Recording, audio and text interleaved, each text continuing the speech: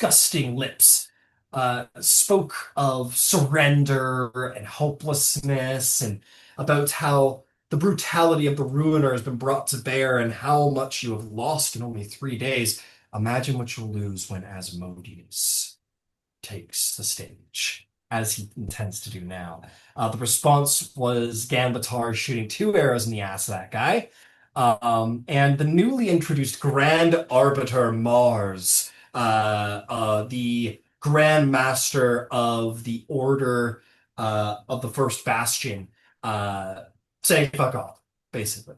And all of you guys, well regarded for your goings on, for your doing, for your help.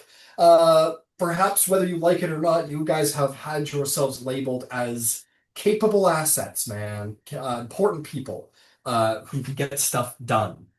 You expect that it will not be your job to make guard rotations. You'll have far larger responsibilities in the day to come. But for now, you were given a moment to rest, to sleep, which you did. You managed to get the long rest there. And Red managed to split the ground open with dark dreams of fire and earth. More on that later in the recap. Um, you then decided, Zebrail decided that they needed to go learn more about themselves, apologizing to the party for the part that they may have played in despair, to which the party was like, fuck off, don't apologize, this isn't about you, you're awesome. Go hit the shower, school guy. And so Zebrail went off to the Temple of the Dawn Father and learned something of his past. He learned of an arch nemesis that he has had fought since the Cataclysm, apparently, a devastatingly powerful pit fiend who has a name. Moving on. There's also a the sorry, there's so many names, man. Oh, there it is. Lord Aegon is his name. And Zebradell also learned that he had apparently in his falling misplaced his sword, a blade granted and created for him by the Dawn Father himself, an angelic blade simply known as the Sword of Light. Where it is, no one knows.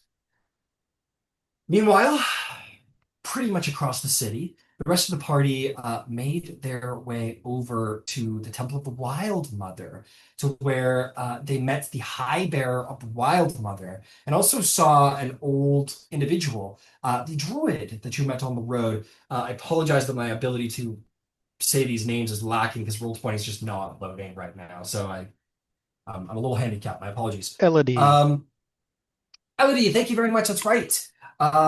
Yes, you met Elodie, who has seemed to have blackened herself with war paints of mourning and grief, but also seems to sort of walk with a static-like rage about her as she meanders about, speaking of how the city should know of what has happened, to which the High Bearer said maybe not the best time.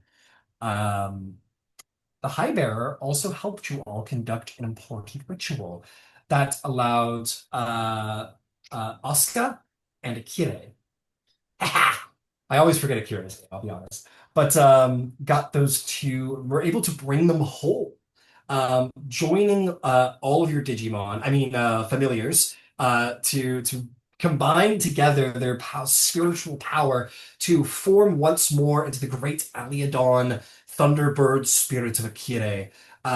So too, in the joining of this fractured being was the fractured spirit of Asuka reformed. And she has now physically weakened, but strong in personality as ever, awakened with great pride in her son for all he has accomplished on her and Akine's behalf. She also noted, upon meeting Hecatora's new friend group, that one of them may be a bad influence, considering they have the legacy of the Emperor of Earth and the Empress of Fire embedded within their soul. And Redwin was given a very private and simple warning: beware your rage, for it may consume you and all. If you do not pray, perhaps you should begin. That is where we left the session last night, or last week. Um, I will say this. Um, you will all be visited by a runner. One of the runners, some poor initiate to the first bastion, the order of the first bastion of Arathis, hasn't even earned his tabard yet. Just a messenger runner. Kind of finds you all in the grove of the Wild Mother here, kind of sighing, trying to catch his breath, being like, "You're looking all over for all of you. Uh, Message from um Don Marshall Yosvarda, for you. Gotta go. More messages to deliver, and we'll run off as quick as can be. Many messages to be delivered around the city. The same will be given to you, Zilbriel. That same kid finds you maybe 20 minutes later and goes, "There you are. Much easier to find than the last group. This is for you. A summons from Don Marshall Yosvarda. And you will all be given this message, and it's essentially a summons to essentially a temporary outpost.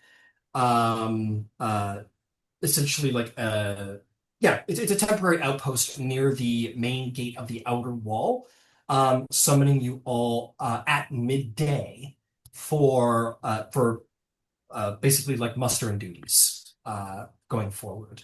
But that isn't until midday, so there are a couple of hours. There's maybe like maybe about 2 hours, something around there. If you guys have anything you wanted to get done around the city before going to this muster and this meeting with the Dawn Marshal Yalsavarda, he in charge of the defense of Vassal. So, what would you all like to do with yourselves? Vasselheim is yours to explore, shall we say. Quick question. Are Yas Varda and Kas Varda related? They are brothers, yes. Oh, okay. Got Yep. Good catch.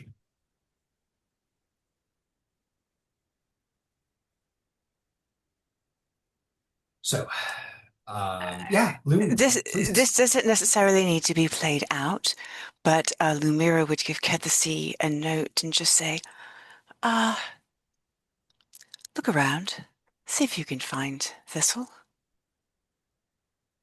Ooh, And the note will basically give our location and say, we don't have much, but if you'd like to bunk with us, you're welcome to, or if you've already got a place to stay, that's fine too. absolutely. And your owl, uh, barely with a sound, takes flight into the sea. Yes, and as a fine, and then was a good point, and a recap reminder.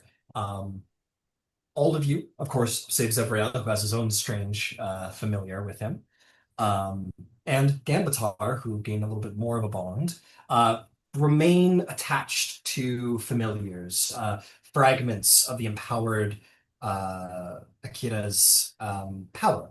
So your familiars remain with you, save Gambatar, who has been granted the benefit of the Find Familiar spell, and now has a more deeper telepathic almost connection with his seed.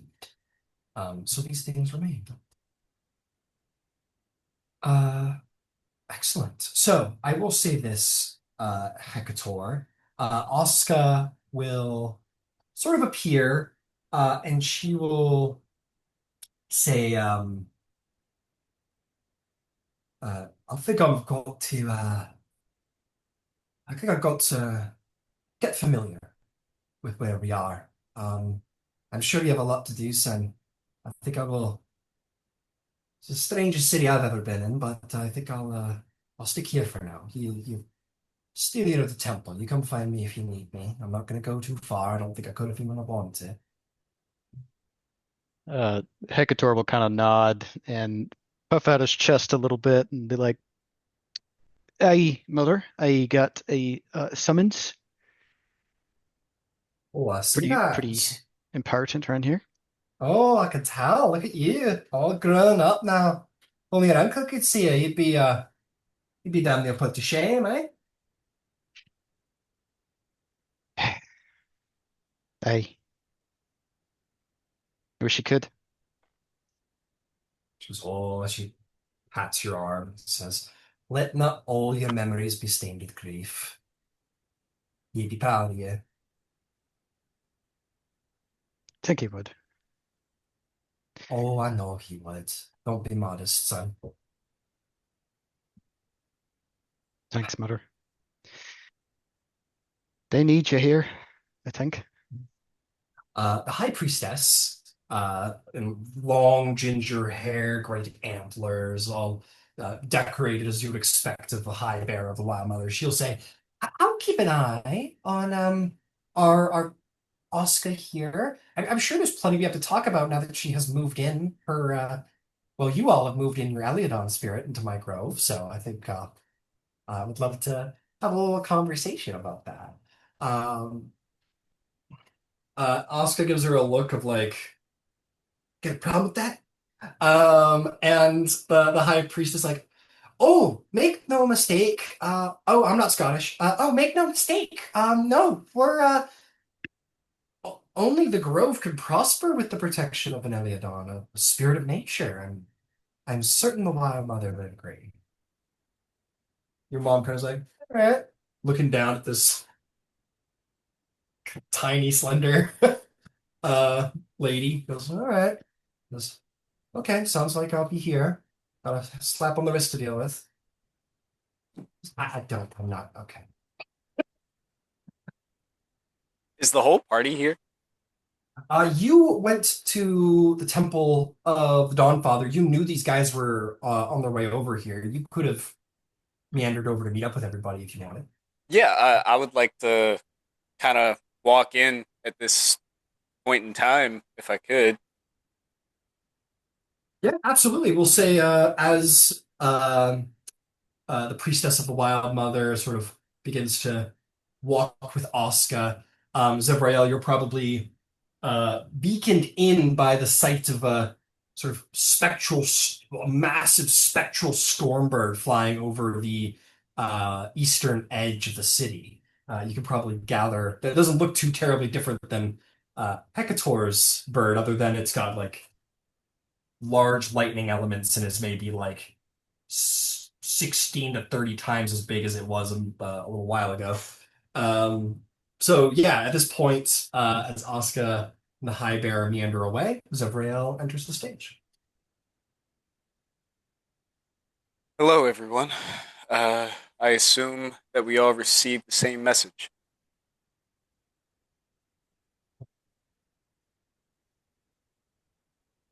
Hey, got a note? Excellent.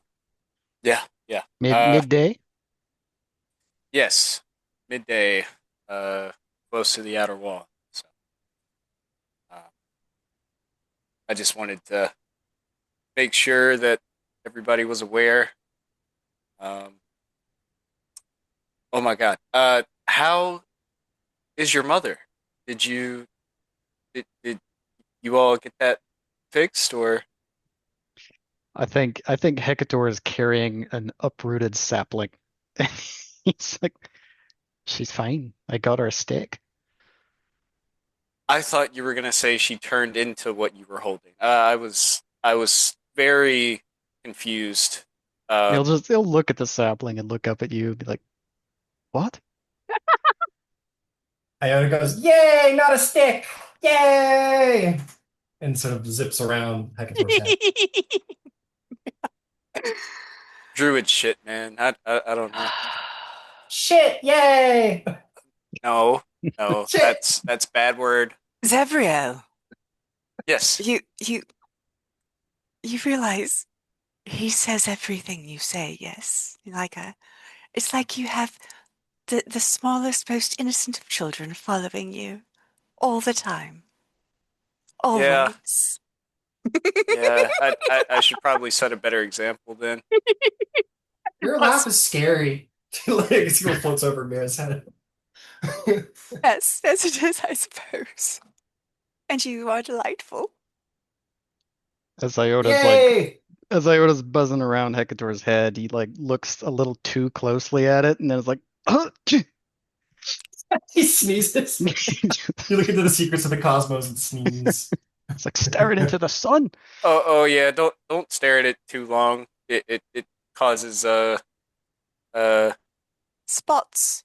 squiggly things. Yeah, spots in your vision. I think I got him. Sorry. Uh, Sorry. Zevriel, Yes. is there something on your mind? You seem agitated. Uh, I mean, Shit. no, no, I just, well, You're just lying to me right now. I'm not, Liar, liar, pants on fire. I didn't teach you that. I heard it from a child. Uh, no, I just received some insight into, what Zevriel was. Uh, basically, long story short, Don't shorten the story. well, there was a bit of fluff, but uh, Zevriel was the archangel of the Dawn Father. Um, he wielded a sword of light. Um, the priest seems to think that if I and him are the same thing, then well, that sword has to be somewhere. Um, he showed me this mural. Uh, kind of looked like me. Uh, Longer hair, though. yeah, yeah. Maybe artistic rendition. I don't know. He Uh, was prettier that way.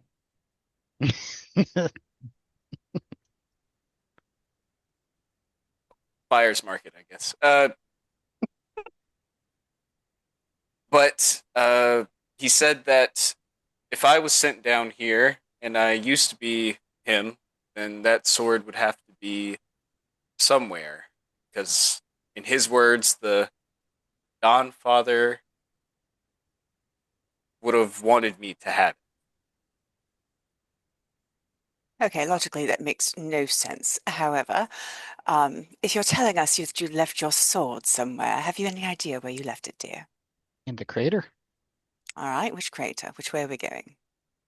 Well, if you guys recall, I kind of fell down Oh, that butt naked. crater. Yeah. Yeah. All right. Yeah. I feel like we couldn't have, well, you guys couldn't have missed a bright flaming sun sword. I mean, there was a naked me in there, but that's not that distracting. Took up a lot of Also, attention. But if you fell also a from new this, laser shooting from the sky. True. yeah. Very distracting. But truthfully, if if you landed in one place, if you were falling, depending on where you were falling from, you could have been separated in the air. It could have landed 500 feet in the other direction. We would have never thought to look for it there. You know, like it might not be in the crater, it might be very near the crater. It's a very good point. That's at this point, that's a lot of backtracking, and I fear that we're not going to be able to do any backtracking for quite a while. So I'll just have to do it now, unless the Right? Dawn Father wants to bestow my rightful weapon in this very moment. No, I saw what happened when he bestowed you upon That's us. a good point. That's a good. I delay that, please, Yeah, yeah. Maybe sir. we let the Don Father do his bestowing outside of the population. I agree. On I the agree. fiends, even. That'd be a good place to bestow. Oh, I couldn't agree more. um, one last thing. I Zevriel had an arch enemy, uh, a very powerful pit fiend that um he had been fighting since, well, uh, time immemorial. Um, and his name was Ryan. Oh, fuck. Just close that one. Hang on. Lord Aegon. Lord Aegorn. That's exactly right, Iona. Yeah, I remember. An elephant never forgets. What Yeah. happened to those elephants? I forget. Anyway. Mammoths forget though. Oh no. um. So yeah. I don't know if that guy that pointed outside was Lord Aegorn. Um. Picture didn't really look like him, but again, artistic rendition.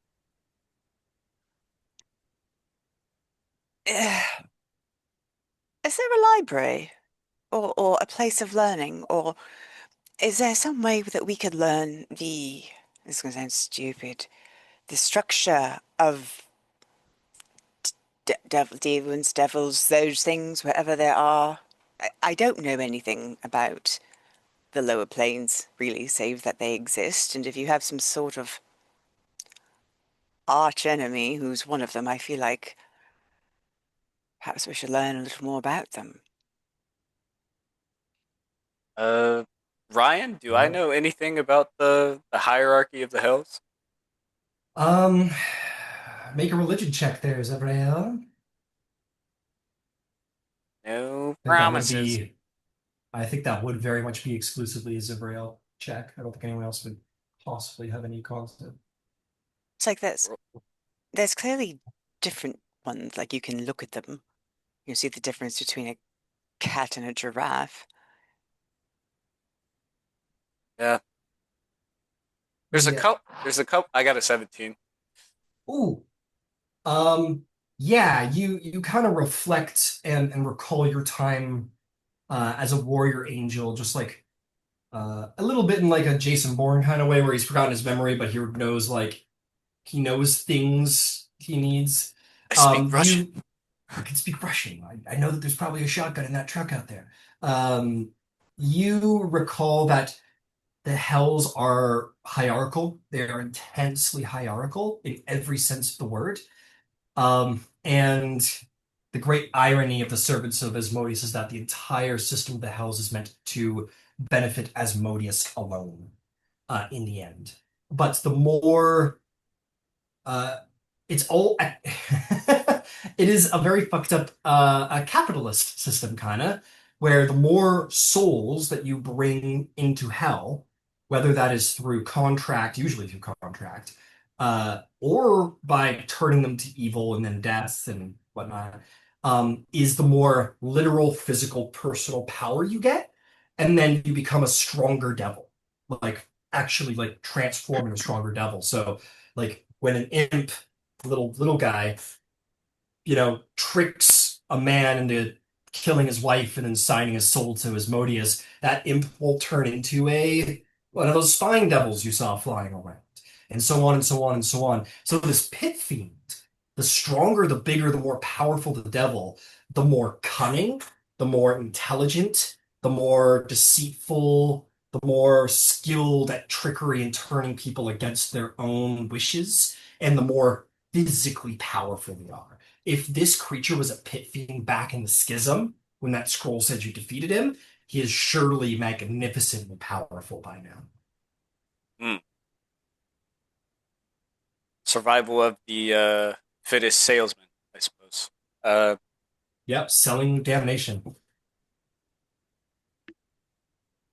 to be fair, it probably takes a very skilled salesman to do Yep, highly competitive. that. But he'll relay that information to Mira, um, and he'll kind of just start talking, and then he kind of gets surprised as he keeps on talking. Mm. and then he finishes it off the way that you did. Um, yeah, yeah, that's how it works. Last thing I'll give you is that pit fiends sit just below archdevils, who sit then just below Asmodeus. So they are like, and sometimes pit fiends are archdevils. So they are like they're a third on the totem pole of all the devils in hell. So they're pretty gnarly. Hmm. Third in line to a betrayer. Are you third in line to a god? I don't think you would recall exactly what kind of angel you were, but you're pretty up there. You were certainly high up on the arc, especially if you took down a pit fiend. I don't know if it translates like that necessarily, but I would assume if I would continue to fight this individual for countless hundreds of times, thousands of times, uh, then we were of similar um, power level. Hmm. But I also want to point out it's a very cutthroat world, the Hells. So I mean, it's possible he could have went down a rung or up a rung. Not too many rungs above. Yeah, I'll say one thing that I think everybody would know. Maybe not you, Leah, just because you're from the Magocracy and they just don't teach theology there. Mira very specifically sought out theology, whereas so I think you alone probably wouldn't know this, but everyone else would know like the very basic idea in heaven is that angels are created and elevated based on merit. The more deeds, the more good, the more faithful, the more um, the more power you are instilled with by the god that you serve. So, um, which is to say that Zevriel, as an archangel, probably achieved great good and had magnificent faith from the Dawnfather himself. Pretty, An pretty, equally pretty. large responsibility. Yeah. Congratulations. Oh, yeah. you hear him gulp audibly. You Why seem do you like think a you're here? dangerous friend to have. Hearing that. Well, given where we're standing and what's standing on the outside of the walls, I prefer right now to have dangerous friends. Yeah, yeah. Oh, good point. I, I promise. Well, I can't make that promise, but if things get, get to that point, I promise I'll at least yell to the heavens and tell the Dawn Father not to do what he did again.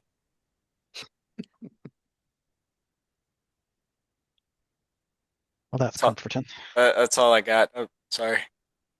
Oh my God. Great. Okay. Is there anything you guys would like to do before you meet with Don Marshall? And as a very slight side note, the reason why you haven't heard Iota interrupting is because Iota's taken to going to the various people around the grove and saying, "Have you seen a sword of light?" They go, "Oh my God, what are you?" I was like, "No, okay." And then went to the next person and said, "Have you seen a sword of light?" And that's just what Iota's been doing in the background since that came up. But what would you guys like to do before the meeting with the Dawn Marshal? Is there anything you'd like to do or places you'd like to go? I think Hecator will just quickly drop off this stick, sapling that he's just pulled out of the ground Okay, to got his it. to his mother. Maybe not even like hand it to her. Maybe like hastily like carve in the side like mom. Just put it near the She's, front of the she's like, temple. what is this? Wait, what you got there? Not my best work. Okay, son. You okay? No, but I gotta go. Oh, okay. All right. Well, all right. I'll already planned this. She'll get down, dig a little hole, and put it down, wiggle her fingers at it, and it'll thrive, it'll survive, it'll be good. It's very funny. Anybody else? Anybody else? Nope. Is there like a sick bay, like on the way there? There is absolutely a fucking sick bay. I wouldn't even call it a sick bay. I'd call it uh a sick like city block and town center. I'll actually scroll down to it. Um, you would indeed find it here in the middle district. So yeah, you would pass right by it. Um, let's see here. Just gonna scroll down to it. Uh, Kiana, where are you? These are the temples. I need the place of healing. The Healer's Quarter is what it's called, or what it's been recently dubbed anyway. It has basically become an open air triage sanctum where the surrounding buildings, which are like 3 and 4 stories high townhouses, have begun to overflow with wounded, and the center um like the court, the center court, courtyard, is has been just filled with like canvas tarp top tents and just people just like on whatever wooden planks or benches or tables that could be found extracted and priests and healers diligently working away, try and help people. Healing is being provided a little bit more liberally than it was during like the initial shock phase, but the healers are still trying to get a handle on whoever needs triage. So they're still trying to like stop people from bleeding who lost their arm, for example.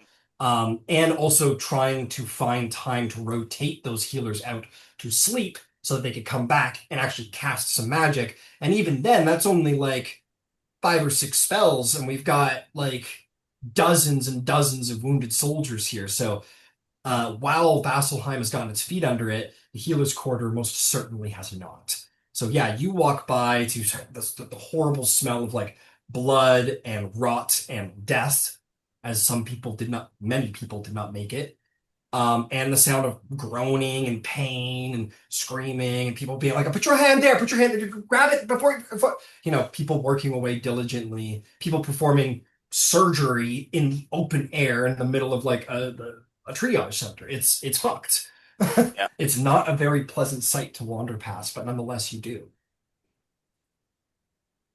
And then like them having to basically choose who to care for first, right? 'Cause you It got the really bad off people who probably aren't going to make it. No point really wasting There supplies. is a very tremendously terrible burden that these healers and priests must have, which is the heartbreaking uh, factor of pragmatism. Exactly. This guy's probably not going to make it. This guy's lost a limb. He's probably not going to be terribly much more help keeping the city alive without a leg. This guy over here, he's not quite as wounded, but he's like really capable champion of Hamlet. We need him back. And this guy who's probably going to bleed out from blood loss, like we got to prioritize the guy who's like really badly concussed. Oh, and it's probably worse than that because those same people doing the triage for those cases that are in absolute agony Mhm. and can't be saved are probably killed. There's Mm. probably some level of mercy going around. I certainly not publicly, but I think uh, maybe Gambatar, you bring that up. The imagination unfortunately wanders into that direction. Mira, yes? We're all here for this? I assume Like you're we all all see, walking okay, yeah. together and you walk by the corner. I, have we any time before this meeting? Have we any time? Yeah, we. You know you I think do. we have a few hours. Yeah. Uh, she will go to whoever looks like the most official head cleric. Um, Leah kind of adding a little lore to my Vasselheim. You initially did some healing here, Leah, and then kind of wandered over to the Temple of Yarkart. So I will say because that is the nearest Grand Temple, the leader here, fittingly so probably, you see this very sort of sallow, apathetic, incredibly tired and pallid looking elven man wearing robes of the Arkart. And just like you could see just like all emotion is flushed out of this guy probably 2 days ago. And he just looks like empty of anything like that. You walk over, he's stained to the shoulder and blackened blood. And he's just kind of like doing a wide assessment of like what next, and you walk up to him. I have a cantrip that can spare people from dying. I've some healing, though it is arcane. That person could use it. Those two people in the back right there, and this individual over here. I don't know if it'll save him, but it will help. Uh, It immediately is like, you got a cantrip that'll help? Those require no charges. He's like, yeah, immediately points out some people and is like, go get those guys. Um, and one of you will say, "All right, Mira, you can come back, but you got to go now." yeah, That's what she's he doing. will grab you by the arm before you go though, and he says, "Do not cast a spell on anyone without my permission. Resources are scarce. Everything must be finely rationed. Cantrips alone, then. Thank you very much. Please go." And he sends you off. And yeah, while there are priests here who do have like spare the dying, whatever, they're needed to hold this guy down while someone tries to grab the vein from being sucked up into his leg to try and stop the bleeding. So not everyone's available to be cantripping everybody who comes through. So yes, Mira, you run over and like suddenly a half hour flashes by.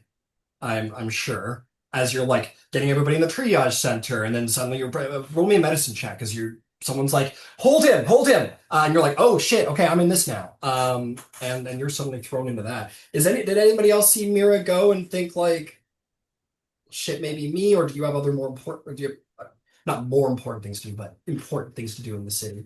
Yeah, I would be totally down. While I'm not the best medically, um, I'm probably gonna save my resources, but just try to offer hope. Um, maybe help hold a guy down if he needs it, or just try to We'll make people believe. While, absolutely, we'll circle to that.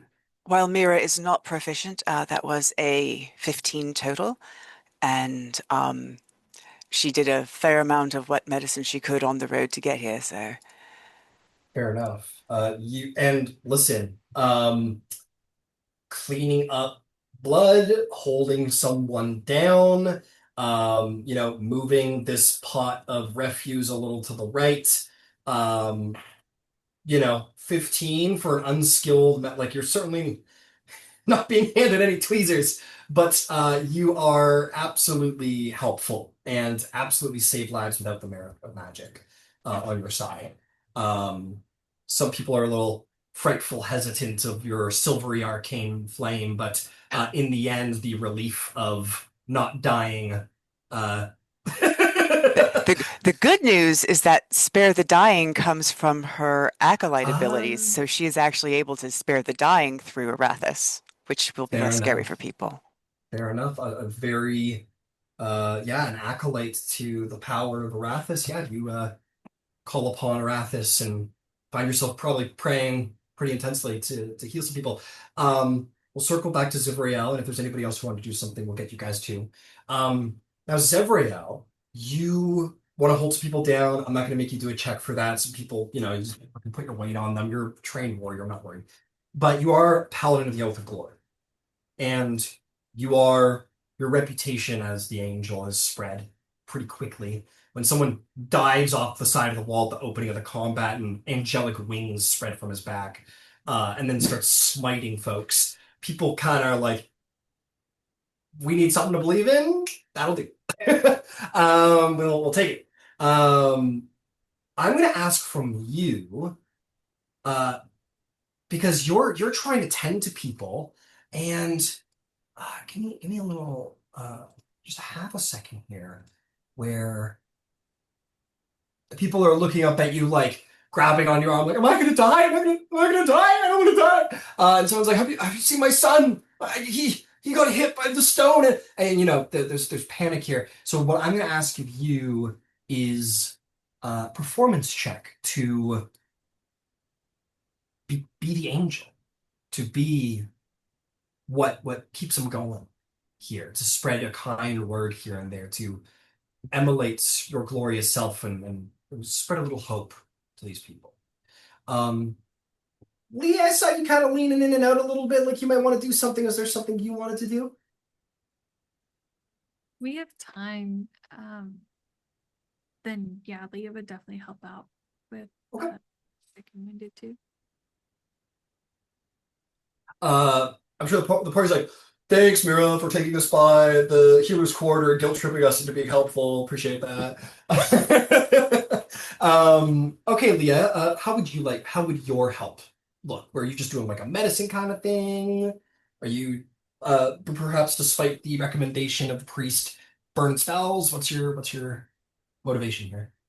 Um, no, I'll use medicine Okay. to help. Yeah, go for it. Yeah, absolutely, go for it. And then we can also just bring it down to like a help action. If you're like, I just want to go around and just start help actioning all of the priests and stuff, that's fine. What you 18 get? medicine. You, much like Mira, find yourself surprised by your own ability to help and save lives here. And isn't it such a thing when you're like, just a person living in a city, doing whatever, and then kind of thrust into a different world, having to take care of people or having to do things you never thought you could possibly do. And suddenly you find yourself like someone's like hold this over here, and then somebody's doing this and they go, thank you, this you'll live, thank you. And you have a moment of like, I this guy lived because of me. If I had not been here in Basildon, if I had not been walking down the street, if I had not decided to help, he would be dead. And then it happens again and again and again. And over the next half hour, you end up saving like five people's lives just by doing what you can. Those are lives that will not go because. And Zarael, what'd you get? I got a 10 on the performance. 10 on performance. Still definitely success. I'm just gonna say it's a little bit more intimate with a couple of people as opposed to like the wider crowd. Um, Now, completely on a different level, the mind of a planar being, the mind of like an ancient angelic being with amnesia or not, um, you find yourself fitting into a role that probably feels like you were meant for. That feels very much like putting on an old pair of shoes. Like this is, yeah. You just find like two or three guys who are in terror for their own lives, in terror for like the destruction of Vasselheim, and just in terror of existential dread. And you are able to take these couple of people and, help them move through those dark moments. And the mind is just as deadly or potent as the body, if not more.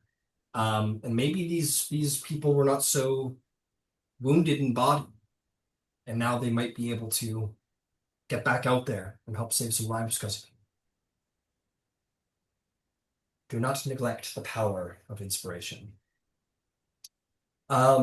With that, time rolls by, um, and I'm sure, unless there's anything else anyone wants to do before the meeting, eventually maybe Gambatar, Red, Hecator kind of find the other three, and they're like, okay, look, like I know it's hard, we gotta go.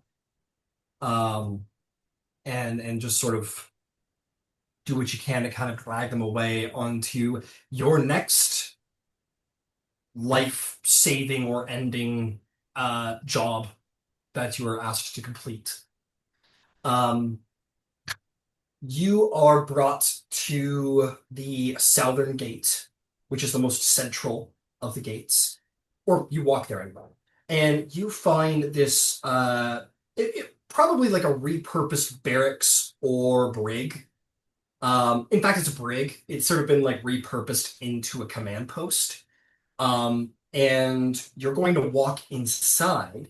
You, Gambatar, will, I think who would be the most proficient in this, would note that the banners of Yosvarda and the Great Khan sort of fly above this retrofitted brig. So you know that both of them are inside. Um, you guys find your way to the second level, where you come once more face to face with the Dawn Marshal Yosvarda, champion of the Dawn Father. He is standing over one of a couple of war tables around the room that have very strategically mapped out every element of the siege, scrolls, aids, scribes, you name it. Yosvarda kind of turns and sees you all. Goes, good, you're all here and on time. I hope I didn't keep you waiting. Excellent. And he kind of puts down what he was doing and he'll turn to all of you. He says, come with me. Um, he will take you up through the next floor. That seems to be in stark contrast, not filled with like the radiant lions of the Dawn Father. And now this is like clearly the Great Khan Koss's floor, a floor above his brother. Take from all of that what you will.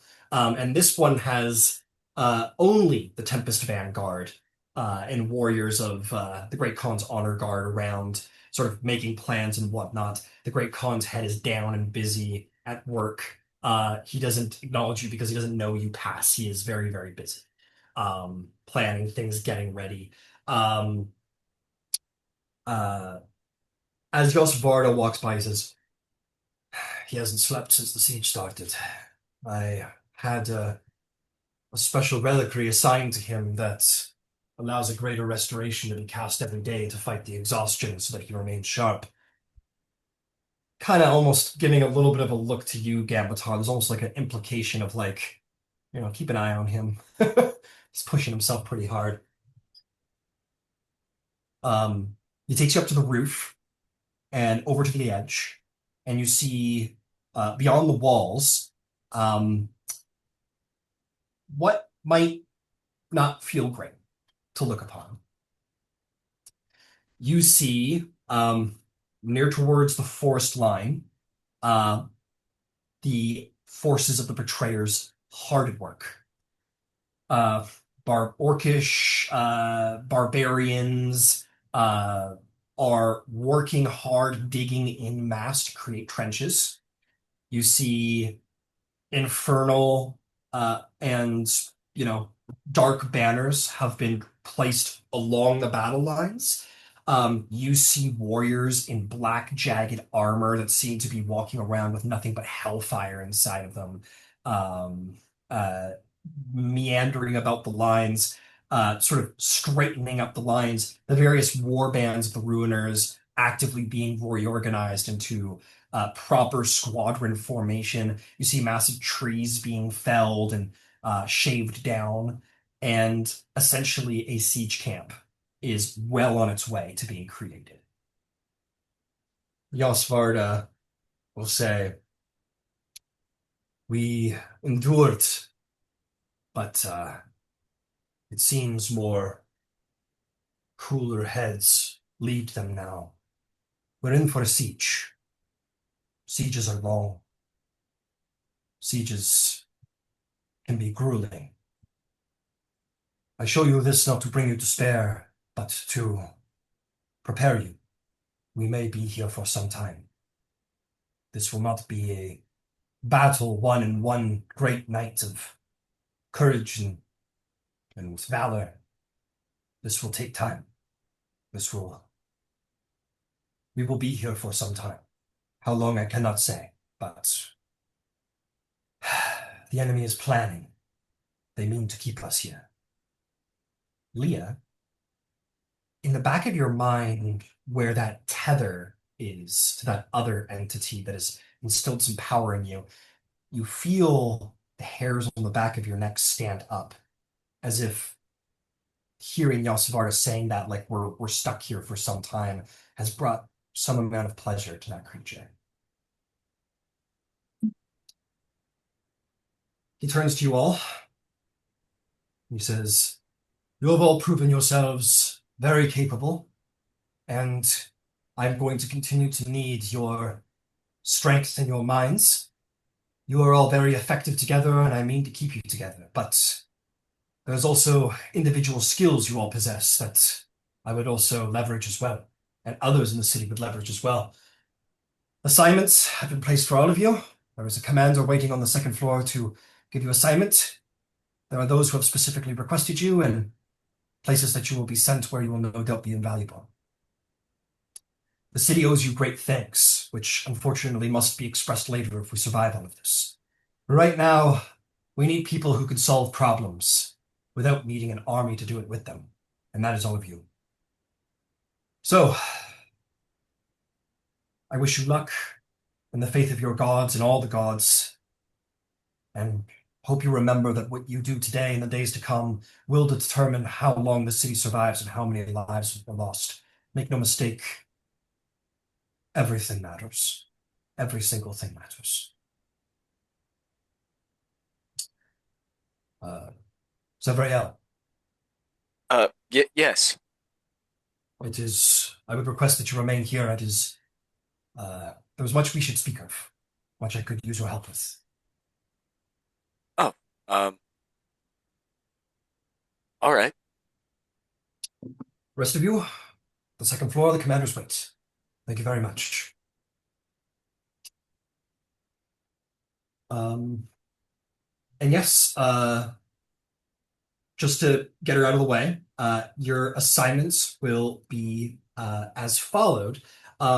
Leah, you are being sent to the Temple of the Archart.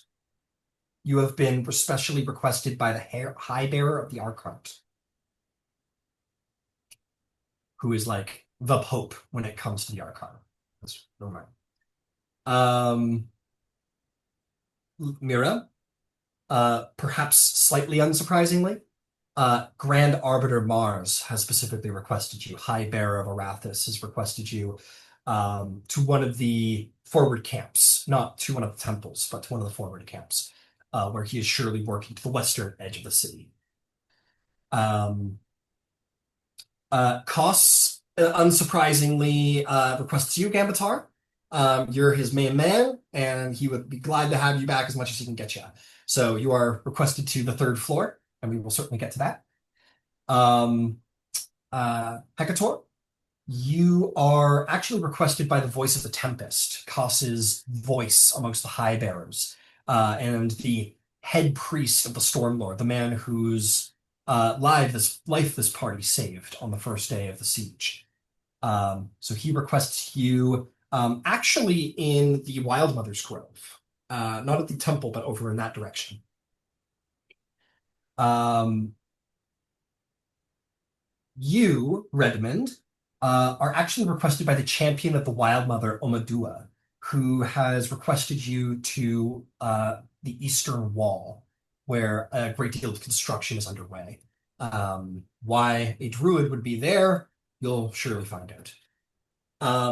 But in the meantime, I'm gonna hit you one by one on the basis of, who's going first. Zemrael, you would surely find Yosfarda first because he's right in front of you.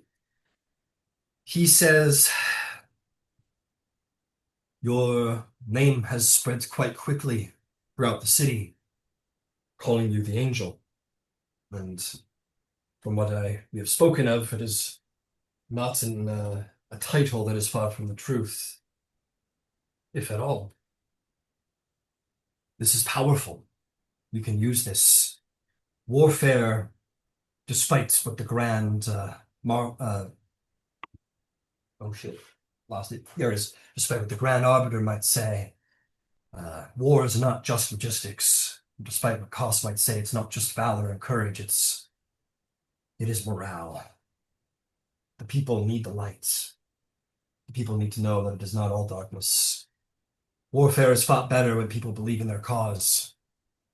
The enemy wants us to feel alone, and though we are, you, Zavrael, you are a sign from the gods that we are not alone. Those that might begin to feel that they have been abandoned by the gods may look to you as an example of divine intervention.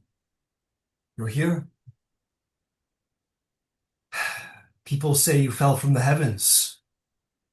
They whisper about you in every district. We should capitalize on this. And right now, people need that proof as much as possible. So I'm going to ask you to do something which may sound a little unusual. I'm putting together a procession of the Dawnfather, and I would like you to lead it. A Procession? Yes, a tour of the outer district where the losses and the fighting is heaviest, and the middle district eventually. It will involve heroes who have fought, blessed defenders, priests of the Dawnfather. It is meant to visibly demonstrate divine presence. You would be at the head of this, the focal point of this procession, proof that the gods have not abandoned us, that they have sent us aid in you. Wow. Uh, I would be honored. Uh, I might have jumped the gun a little bit. What was that? Night ago? 2 nights ago? I No, was, no. It is what people needed. I suspect if you hadn't opened with that, I mean, people needed something to believe in, and you gave them that the very moment they needed it, at the beginning. I think you made the right choice, if you ask me. that is reassuring to hear. When will the procession be? Within the hour, most has already been rallied.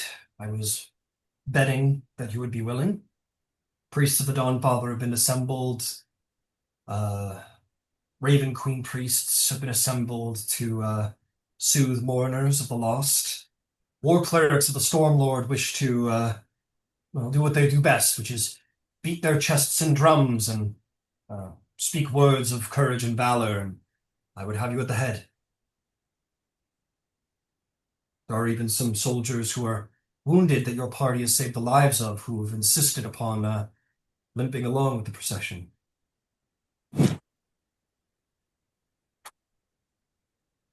That's just goddamn inspiring, isn't That is the hope. So, I must ask, people believe in you. Can they rely on that? Will you feed their need for hope? it? Well, that's a big burden, but I was just told not too long ago that the nature of my being is quite the burden. So I think I can I think I can be counted on for this. Thank you. The people will need this. We are given short reprieve and we must use it to the height of our ability, for our enemies will not relent. While we have our breath, we must use it. Do this, raise their spirits, and should you succeed, I would keep you at my side as much as I could. Very well. I'll be ready. He will put his hand on your shoulder and he'll say, let these people know the gods are with them, Zavriel. Let them know that you're with them. Good luck. Very well. And he will give you a location, probably to the western district of the inner district. What's this guy's name again? This is Jos Varda. His hand is up in Roll 20. Right. Oh, perfect. as I'm like walking out, um, he'll kind of turn. Uh, Yas,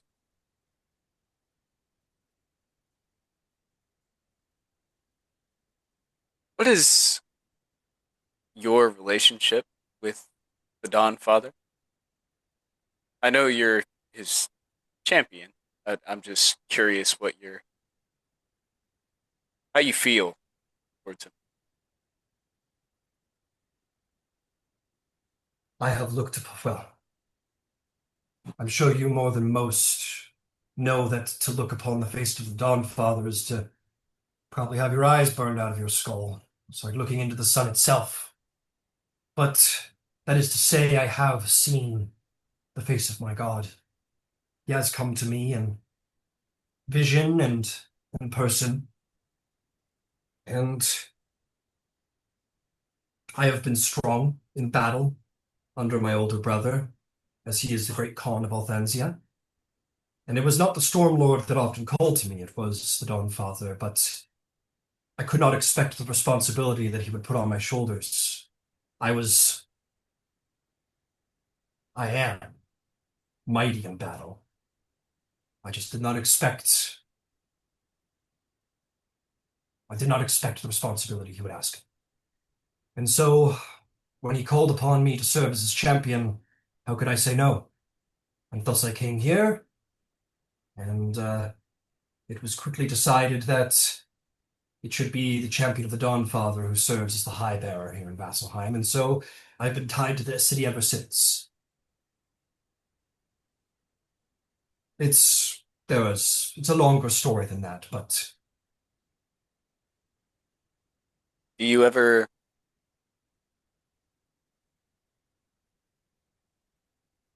you ever wonder or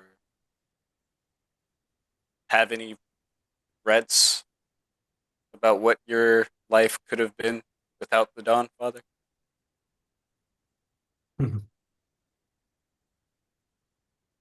I think every young heir wonders about the throne, about becoming Great Khan Yasvarda. But my brother was much suited to the task. And,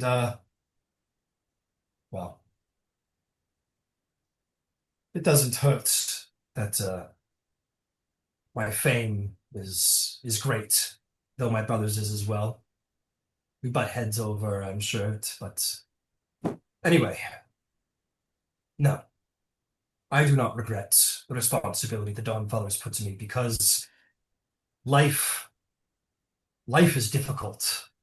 Life is full of burdens and griefs. It is a heavy thing to carry, a life. And so the only thing to do is to carry willingly a burden that makes that life worth living, that burden worth carrying. And I have been granted a burden few can match in mortaldom. And so I accept it with my head held high with no regrets. And now you have bestowed burden upon my shoulders. A cycle, it may be. I expect, Zevrael, the angel of the Dawn Father, that there will come a time where you are giving me prophecy and dictating to me what is to come. I mean no disrespect in signing objectives. Perhaps it would be better to say that I am asking for your help rather than telling you what to do, which is the truth. Make no mistake, I am. I feel great reverence in your presence.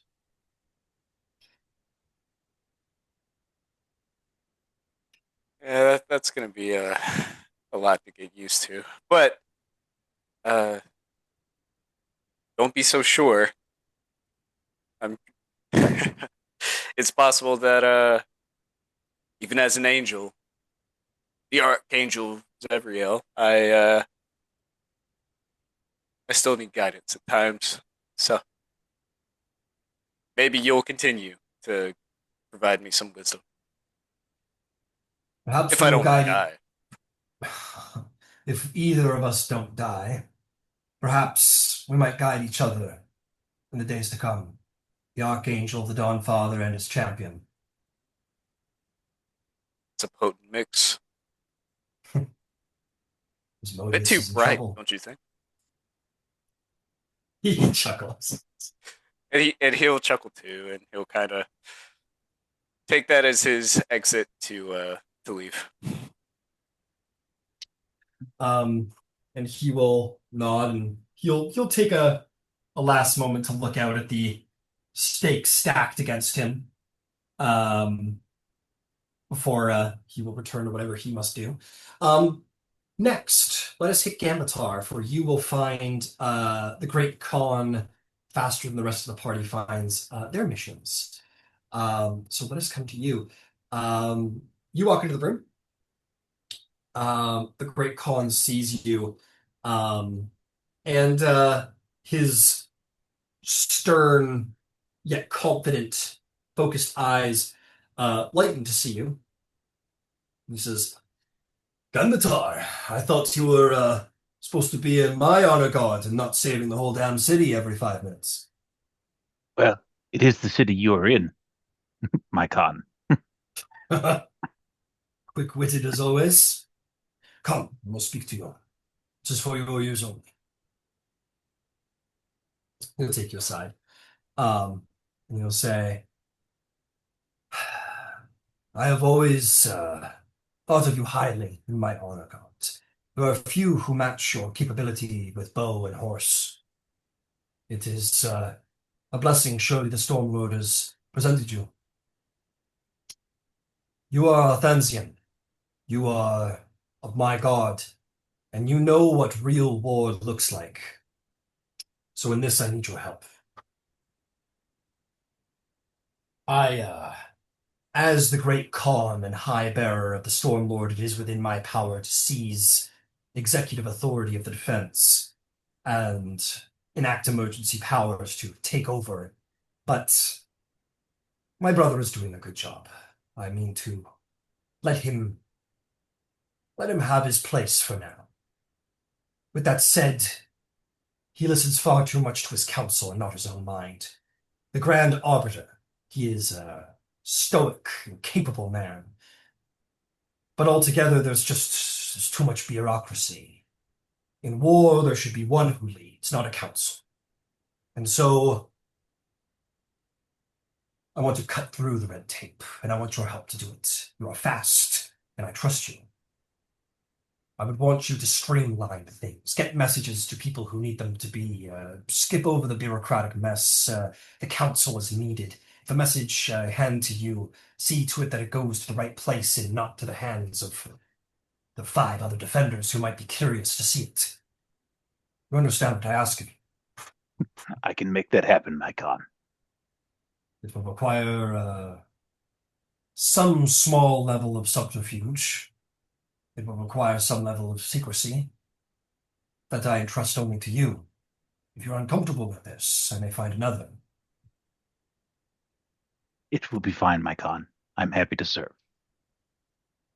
I thought you may be. Well, let us get started. And of course, I will expect you to carry my orders. No committees, no scribes. And these orders go exactly where I requested them. He will sort of snap and bring forward a young scribe who is not quite earned his stripes to be part of the honor guard, but is surely training to be maybe one day if he survives the siege. And a bag is handed to you with a number of scrolls. He says, there is procedure which you are aware of. The scrolls I have left unsealed. I trust you not only to get this done quietly, but I also trust you with what you may see within inside the orders themselves, though you might know where they may be handed to most effectively. So I am not only trusting you with expediency, but with the high commands and the inner workings behind the scenes. So read them as you please, find out where they should go, and I trust you to see to it that they make it to the right hands. Yes, my Khan. Very well. Off you go. I'm sure I will have need with you soon enough, but this is what is most urgent. And out the door he goes. And out the door you go. You start peeling out scrolls. You could certainly skim through them fast enough, I imagine. Uh, I'll tell you what, roll me an insight or investigation check is your choice.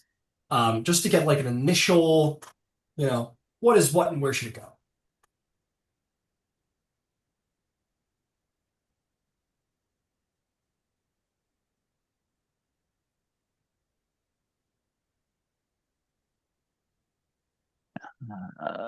Insight is 13. 13. That's pretty good. There are scrolls for conscription. There are scrolls for ration distribution. They are definitely marked with like, please make sure it's presented to this person, um, who is probably like some quartermaster, but you know how all this works. So you probably know it's going to get passed from that quartermaster to like another quartermaster in charge of rations. Who knows? Maybe somebody else might get their hands on it before rations actually get distributed. You know where to take this particular one. You take it probably right to the supply warehouse. And you hop on your horse and get to work. There will certainly be more with that later. But for now, off into the city you go with great haste. At that point, we open up a little bit. Actually, I'll have Mira next, if you will.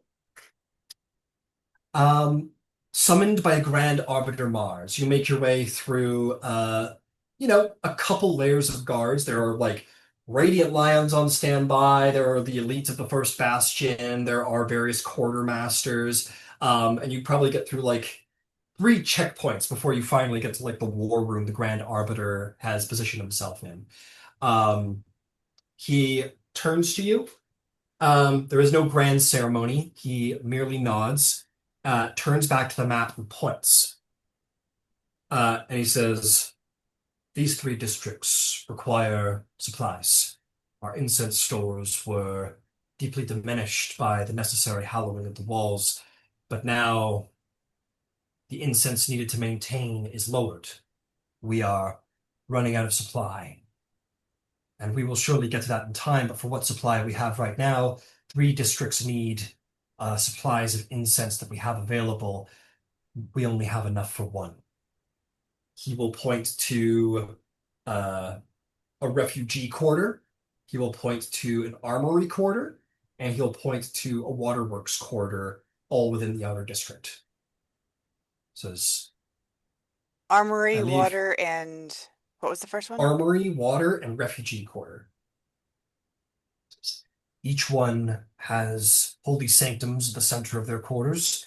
Each one needs to maintain an ongoing procession so that the divine barriers and protections remain in place, but only one may be chosen. To distribute them all would be to see them all fail, for there's not enough to go around. You're from Avalon. You claim knowledge of magic, both divine and arcane. And you claim skill at quartermastering and dealing with people as a group. Yes? I do. The decision is yours. Which district will get supplies and which two will suffer?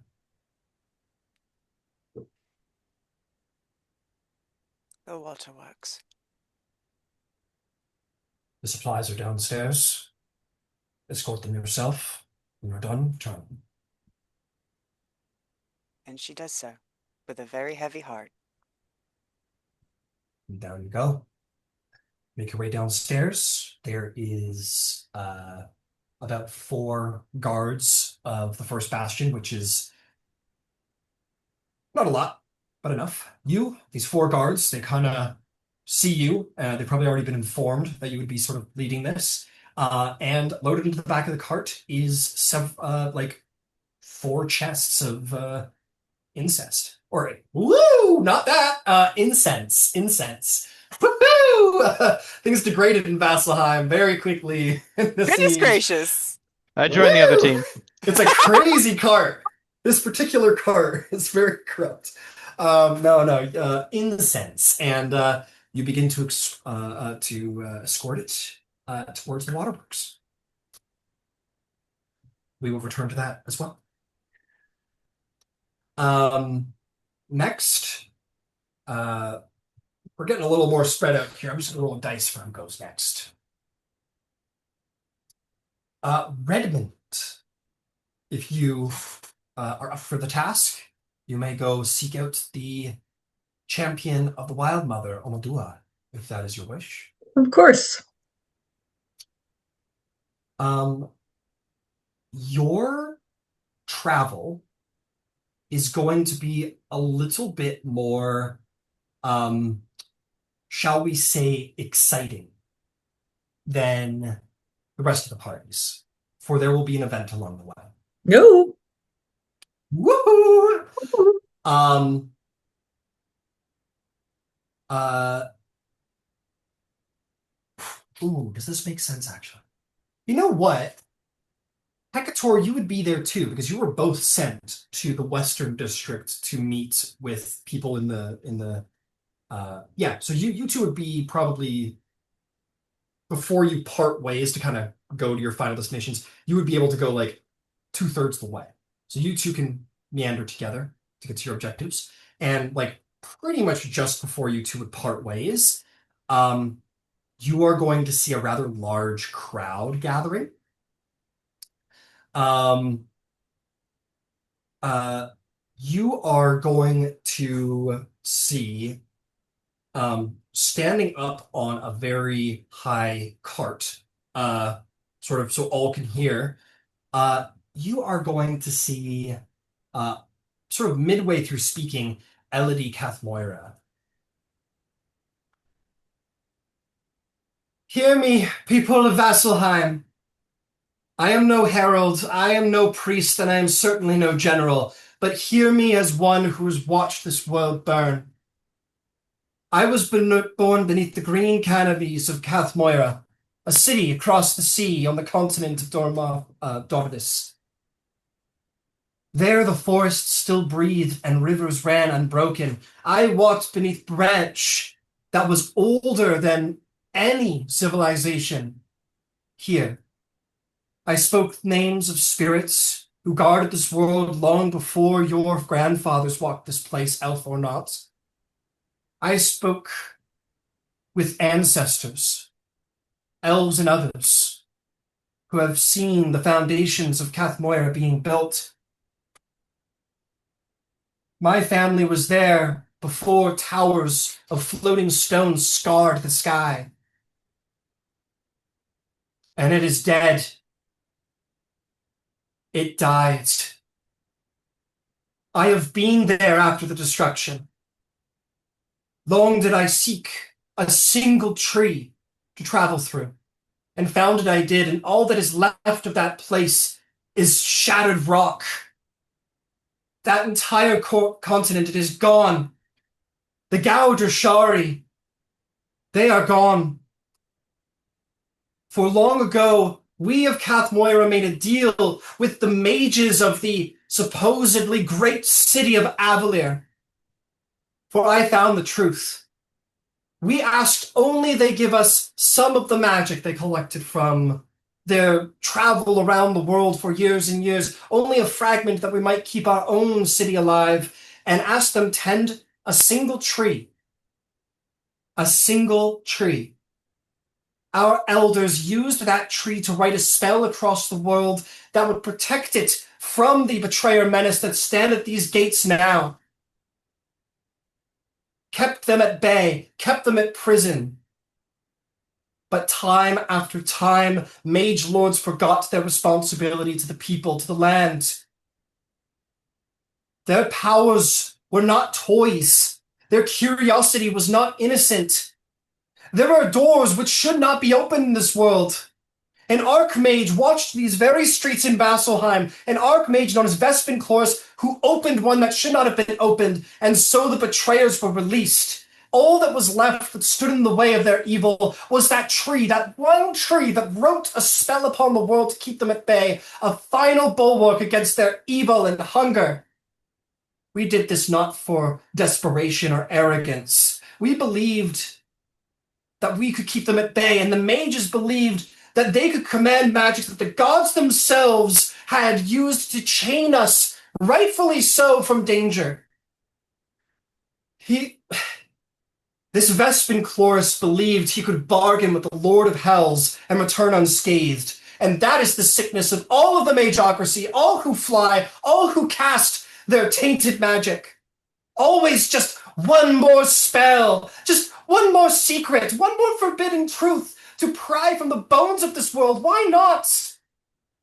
And then the gates opened, and the betrayers stepped out into the light of Exandria. And who now pays the price? Not the mage lords, yet they still fly. Not the scholars in their sky palaces who still fly still. It was the forests that burned, the forests of Cathmoira. And now the forests of Asura, and surely the forests of all the world. The rivers will boil, and people will be buried beneath their falling cities. I have met those who have watched Avalir fall like a dying star from the sky above. I myself have seen the sky split and seen stone and fire rain down, and others have seen that very thing in Cathmoira before it was destroyed forever. I have seen ancient groves turn to ash, but not like that, not in a single night. My home died screaming. My kin died screaming. The spirits of the land fled like wounded animals destroyed in their wisdom for all time. And still, mages ask their damned questions. You've seen them here amongst us, refugees who insist upon their foul magics, searching their damned books. Still they say, this time we can control it. They say that this calamity was just a simple accident. But I tell you this calamity was no accident. It is the harvest of 1,000 years of arrogance. It is the fault of every mage who believed that laws of the world were merely puzzles to be solved. That the bindings of gods were merely things to be figured out for their own pride. And now look around! The world burns for their curiosity! People are angry to hear this, disbelieved. It says, make no mistake. What few of us Gaudrashari remain? What few of us we druids of wisdom that are left will fight beside you?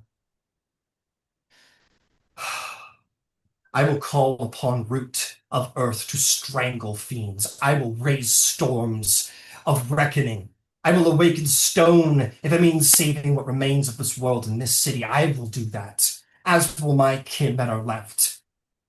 But hear this truth and remember it well. If we survive this war, if the cities stand and the rivers still flow and all of this is done, the age of the Mage Kings must end.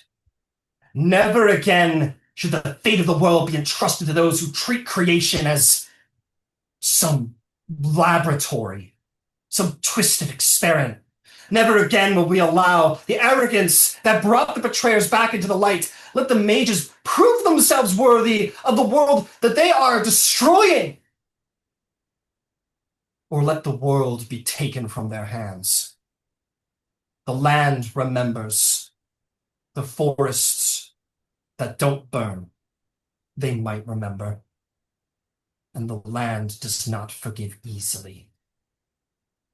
And nor should any of you, for I shall never.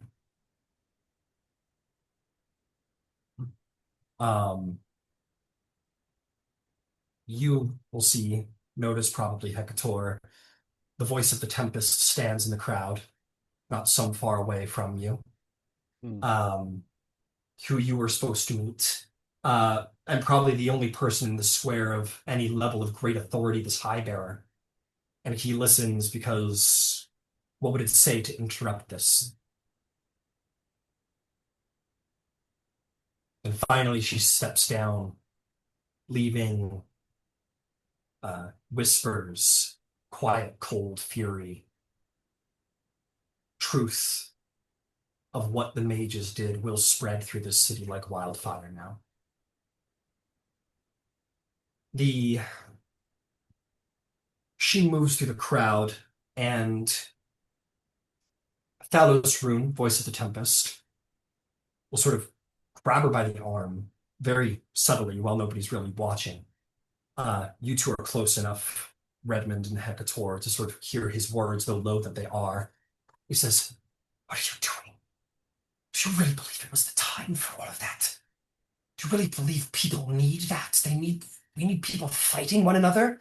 She, uh, Lightning flows up his arm, drawing his hand away as she like actively damages him, essentially a shocking grasp. And she turns to him hatefully and she says, "Yes, because I didn't say anything. No one would.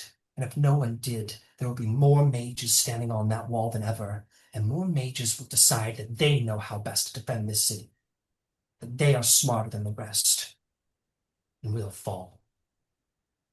Do not speak down to me just because you have some special titles." And she walks away from him. There's a moment where she recognizes you, Hecator, as I believe, and who it was Hecator and who else who spoke to Alendi on the road? Alendi at the road? Was it you, Red? I think it was, Yes, it was the Yeah. two of us, right? mhm. How coincidental. I definitely didn't actually mean it that way. I just knew you both were going in the same direction. She looks over and sees you too. And I think yeah, go ahead, please. I was gonna ask if I could have Hecator insight check her to see if he believes what she just said. Absolutely. All right. You could have as well, Red, if you had a mind or a wish to. Oh, damn, that's pretty good. Insight. 22. 22. You have not known the druids of the Gaudershari to be a people of deception. Uh, their society, though in Cath Moira had flourished and grown into a city, was ever still a place of tribe and community. And they got by on honesty and kindness, even to strangers. You do not believe it is within her ability to lie about something like this. It's for a Gaudershari to lie. It's just not done. Um, it would be an immense deception to do so. A huge deception to do so. You expect what she has learned has been from her travels since you last saw her. She probably did just what she said. She probably went to what remains of Dominus. She probably went to other druids. She probably went to Omadua herself, and she probably acquired all of this information uh, herself, and now has told everyone. You think that she believes and knows these things in her bones. Hmm. She's Okay. far too emotional for it to be a deception. I think him believing that as she looks up to see him, his eyes will be like a little welled up, and I think he might just touch his chest. Uh, Her jaws clenched. You expect there's seldom a time where she is not filled with rage. And to see you two, you being the ones who first share this with her, you touch your chest and she does the same in a sort of like, I mean, you're not Gautrashari, but you're of Kath Moyer, survivor of Avalir's destruction. She pays you both a respectful, like, look of almost kin towards the both of you, of like shared grief. And she honors that. Um, she will look past the two of you and nod to someone who you will note to be Omadua, who was surely pulled in this direction by the ruckus. Um, uh, but Elodie will sort of walk on, and you would notice from Omadua's disposition that she doesn't seem terribly surprised or upset this was done. Her herself probably having deep ties to Galdershire and Capoeira. Um, both will approach Voice of the Tempest and Omadua. Um, Thalos being like, this is not going to be good. I was sent to find you. Right, yes. Please. He kind of takes you aside before looking over at Omadua as if maybe of having been hoped for some, you know, yeah, this wasn't a great idea. But she just stares at him stoically, like, fuck you, basically. And he kind of, we best, yes, we best get to it. Uh, and he'll take you with him, Hecator, to where he needs to go, deeper into the Wild Mother's Grove beyond this particular quarter. Red, you are looked at by Omadua. She says, do you disagree?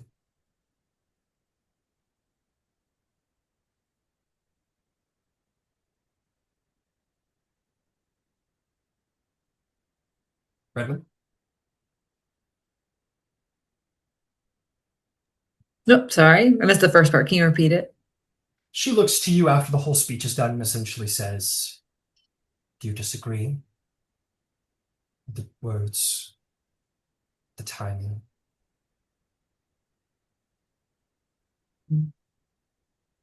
Hard to say. I don't think that I do. I can understand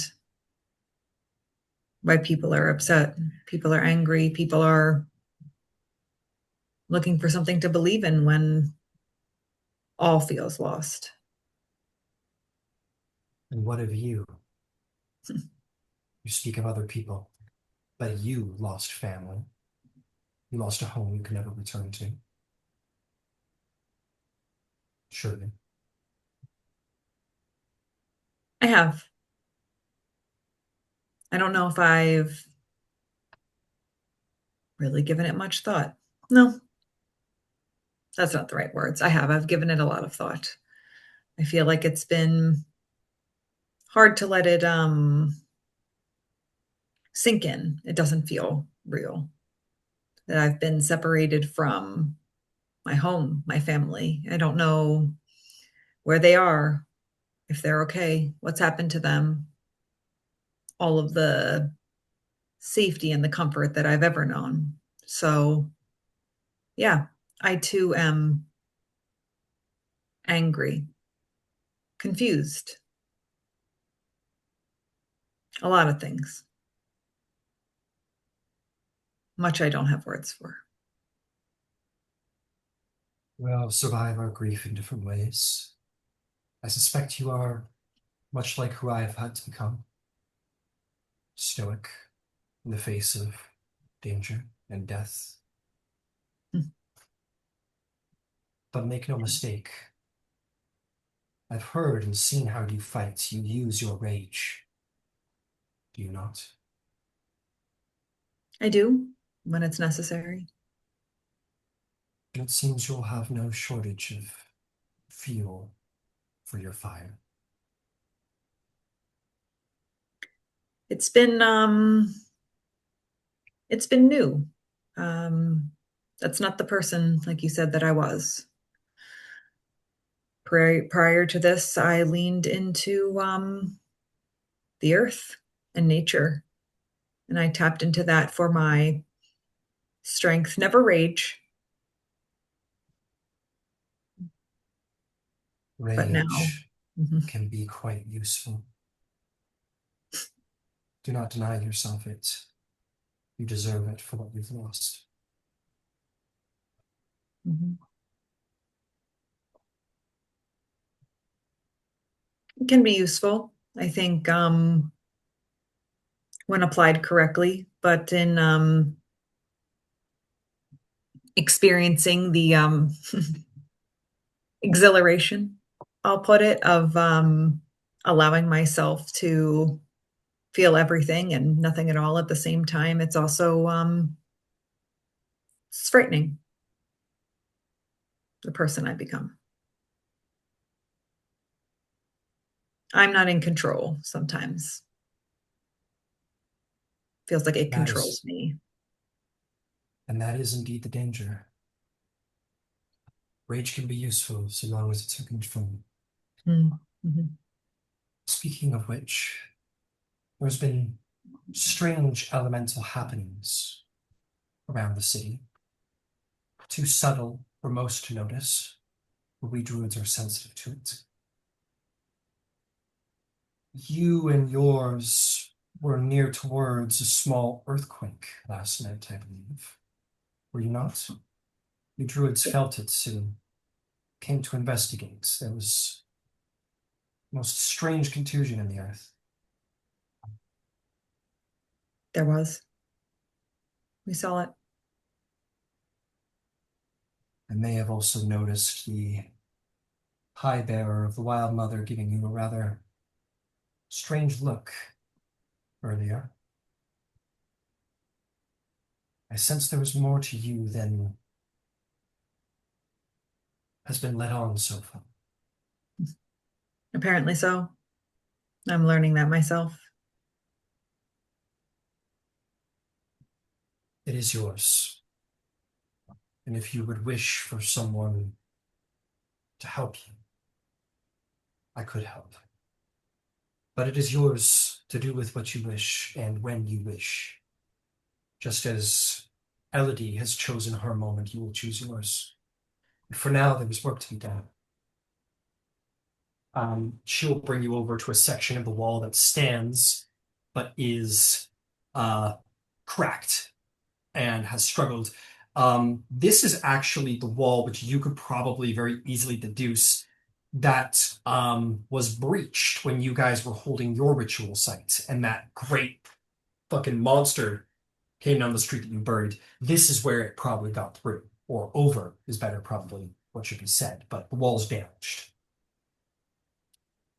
Um, she moves her hand about the ground. The earth and the dust seems to move underneath it in response. Will you help me rebuild this wall? I will.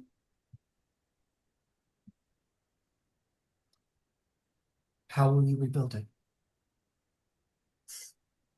How you rebuild anything, brick by brick. We do not have time for that, do you think? Well, that's all that I've ever known is using my hands. I am not a person of magic. I'm a person of the dust and the earth. That's what I have to offer. Then it is time to use that. It's time to become more. This city needs power. It needs heroes. And you have that. We cannot build this wall brick by brick. We do not have the men. We do not have the time. You are strong enough, but we do not have the time. So I'll ask you once more, will you help me rebuild this wall? Yes. And let us see just how special you really are. Come.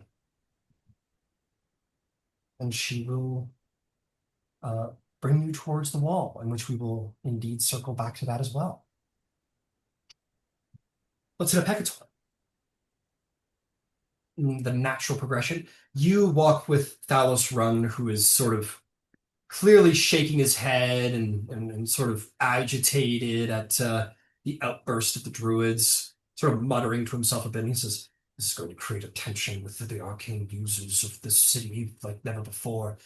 They need their magic no matter how irresponsible they've been in the past. This was not the time for such. I apologize for my distraction." No need. If I might offer a bit of perspective. So far, with what I've seen, when the times are most desperate, that's when bad decisions are bound to be made. Speaking of bad decision, I don't think it is any coincidence that this Elodie and her small cadre of druids happen to have showed up just this morning, at the very moment that Fiend declared Asmodeus will take control.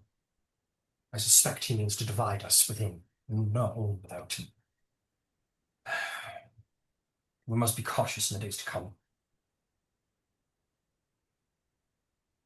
But on to matters that concern you. You are this spirit we have brought to our city, this bird spirit. Aye, It has thunder and storm in it, yes? quite a bit. Aye, He looks at the long lightning scar across your chest. I suspect you have some tether to it, no? I do. It, Oh, it kept me alive as a babe. well, your spirit chose well. The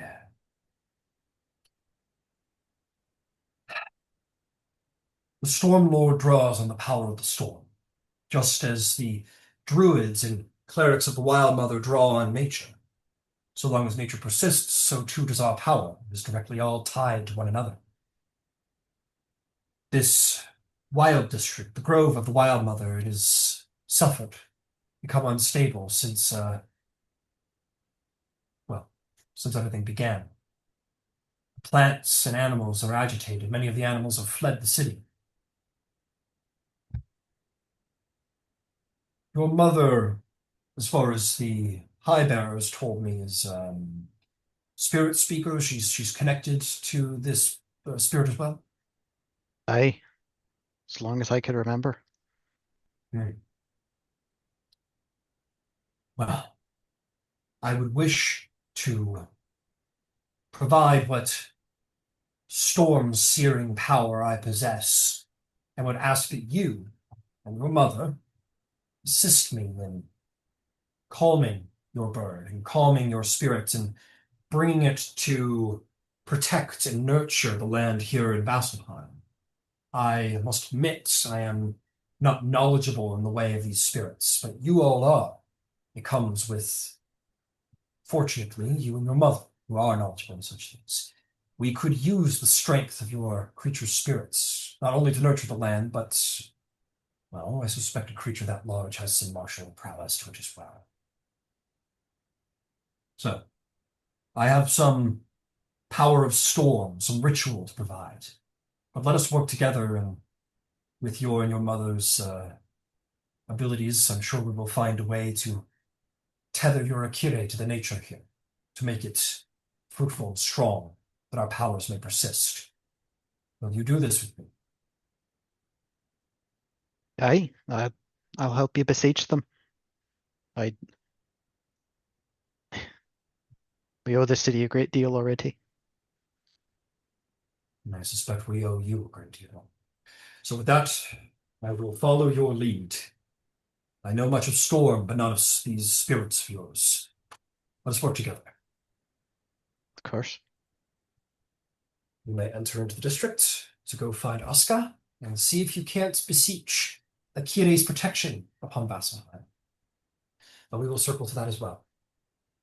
Leah, last but not least, you are called once more to the Temple of the Arkheart. Beautiful though it is, the singing never stops, it seems, the chorus of beautiful music. Um, and you are going to be approached. You enter this place almost like it's like an art museum a little bit, a place to be enjoyed by the eye. And you will see the Arc Soulweaver, Seraphine, the High Bearer of the Archont, coming in garbs of silver and turquoise, of filigree, of brass and magnificent stones, in a crown of maybe wood, maybe horn of white, and bearing a beautiful staff. This elf comes to you with long white hair. It is difficult to tell if they are man or they are woman, much like the Arkheart themselves, wearing large, long silk and thick vestments. They are beautiful, and I will show them off in handout right now. The Arc Soul Weaver approaches and says, "Are you Leosatra Willowite?" Mm. Well, that's right. That's I. You performed in the opera of Avalier, I am told, yes? You've heard of me. I don't think I would be a very good high bearer of the god of music and inspiration if I didn't keep an eye on the rising stars of the world. Well, I am pleased to hear my renown has made it across the world. It certainly has. I admit I did not know you were here until I had heard about some of your deeds amongst the people. Well, um, I wouldn't call them deeds so much as just trying to keep one foot in front of the other. Um, the Arc Soul Weaver begins to start taking you through the temple and says, "And from omens from the Archheart himself, what guided me to you?" Truly, that's incredible. And, in fact, well, am either losing my mind or I I believe I heard from Coralon himself just yesterday, at my lowest, in fact. But I think it was him. I truly do. And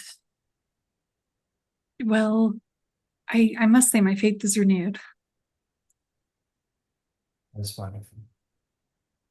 That's very wonderful. I'm very happy to hear that from you.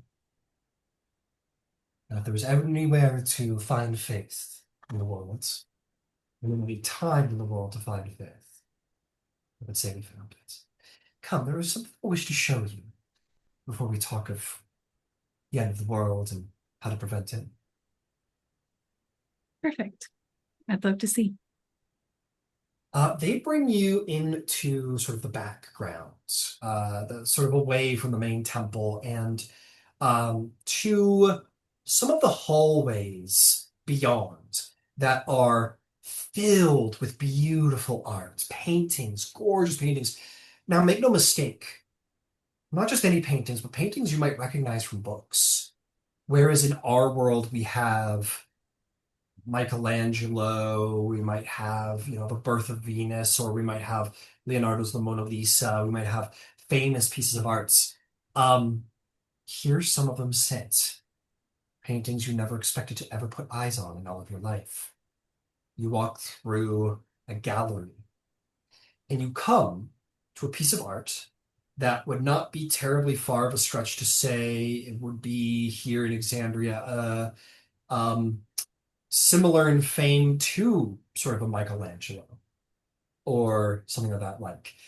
You see an art piece done of the defeat of Asmodeus at the hands of Pelor, which I will post in Discord.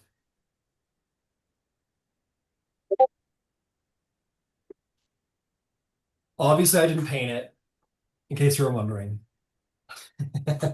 um, But no, this is the painting you see. You see the Dawn Father high and mighty, light radiating from him across the screen, angels at his right hand, spear of light in his hand, and all of the damned souls below, pulling Asmodeus down as he grins wickedly. And you two take a moment to look at it, and this, make no mistake, is a famous painting that you've heard of. This is important to the art world. Hmm.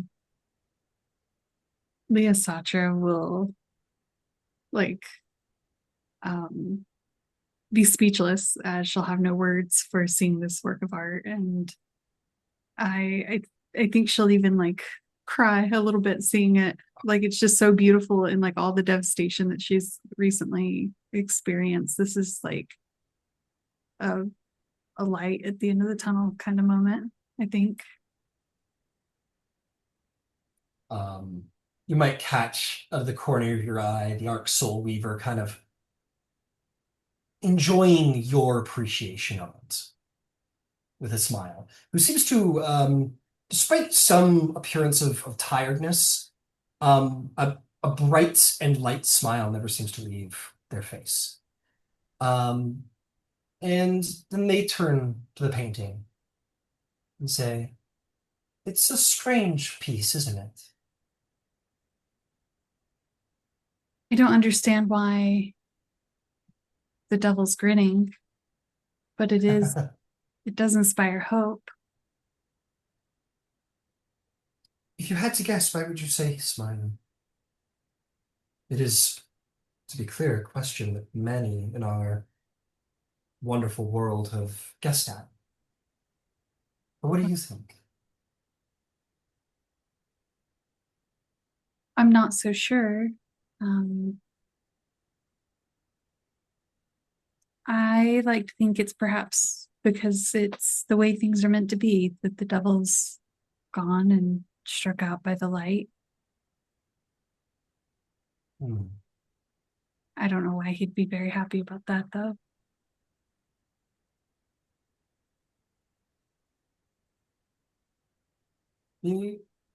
I've always thought it's because evil always believes it will return. Asmodeus, Lord of Hell, smiles because he knows even when he is defeated, he will still exist somewhere in the world. There's another ambition, another cruelty, another plot yet to be meted out. Evil is patient. It always finds its way back into our world, even after the greatest of victories. Hmm. Well, if that's true and evil always returns, then it's also true that the light always overcomes, sends them back. Yes. Yes, I agree. And I think the artist would agree with you too, because look, yet for his grin, this painting is not one of darkness, it is one of light. He did not paint despair. The artist painted light, the light of the Dawn Father. And that is the mistake evil always makes.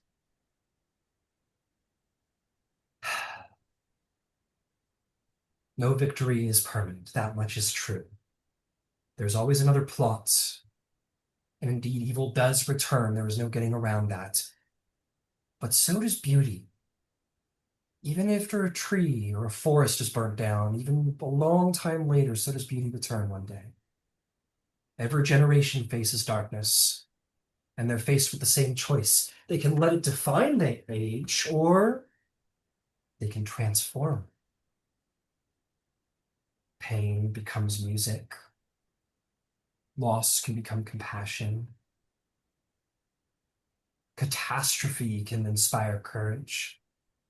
And people like us, Leosatra, the artists, we know this truth better than any general, any priest, any grand arbiter, dawn marshal, any king, any man who stands on a wall.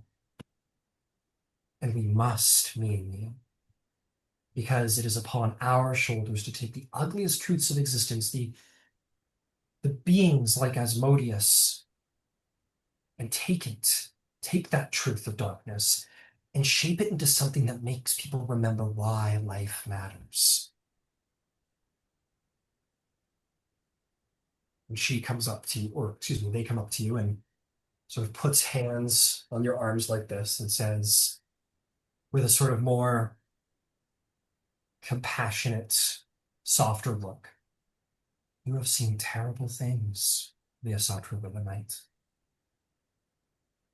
I have heard your story. It has been told. A falling city, lovers lost. I'm sure it must feel to you that the world is unraveling faster than it can be put back together. Does it not?" Well, there are some rather bleak moments of late. And yet, you still sing. How is evil truly defeated, do you think? I think that evil cannot be destroyed. It will always come back. Evil is defeated by refusing to let it dictate the shape of our hearts. So long as someone is willing to stand in the ruins of the city, even one person, and create something beautiful like you do, to sing, evil can't truly win at the end of the day, can it? That's right. Mhm.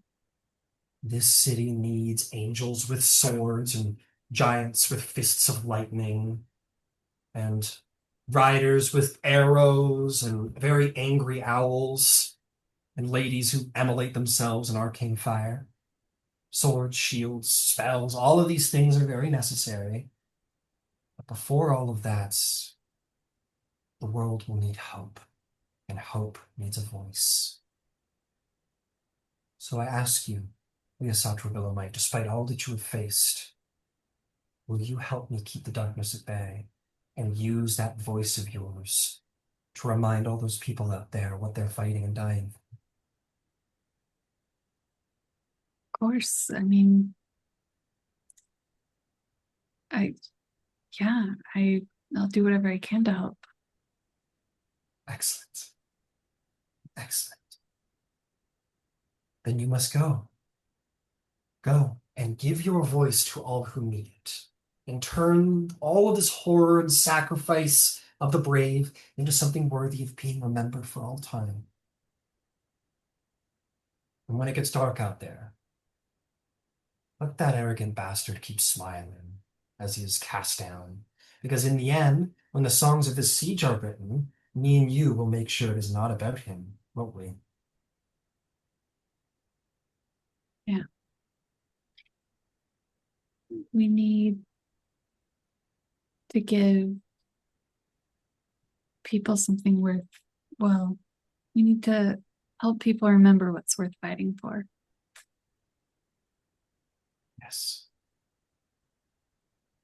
You may return here anytime.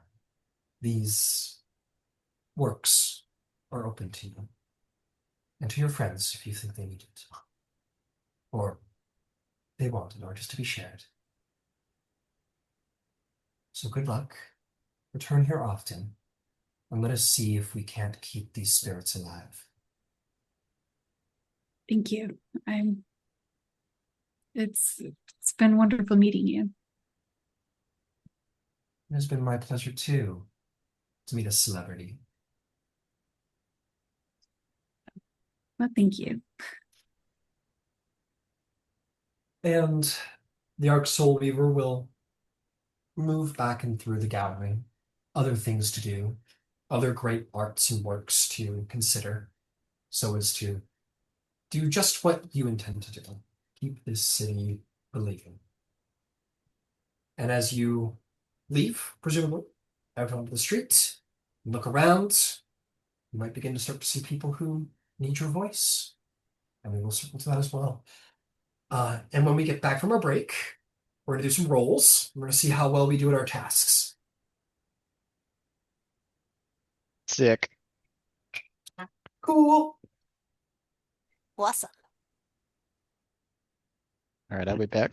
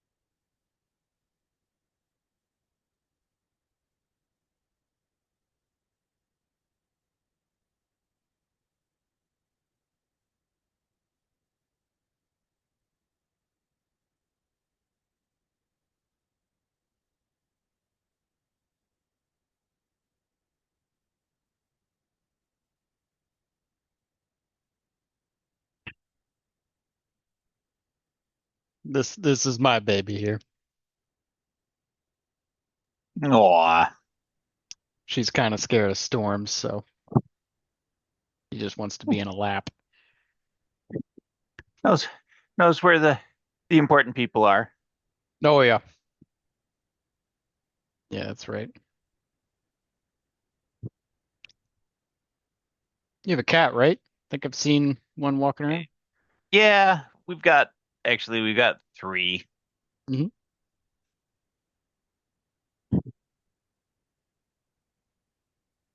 I've got two dogs. This one, which is mine, and another one, which is very much my wife's. Well, tech technically, my wife has a cat, and our youngest daughter has two cats. Ah, But the elder of those two is has switched allegiances mm, since there's uh a younger cat who is now part of the mix, hmm. and he is very much attached to our youngest daughter. Yeah. Oh boy. The older lady comes in and will park herself on my shoulder. Yeah. And in the morning, it's dead smack in the middle of my chest. Oh yeah, this one, she every morning to wake me up, she drops an elbow like full force into my chest. Come on, girl. You can stay in here. Come on.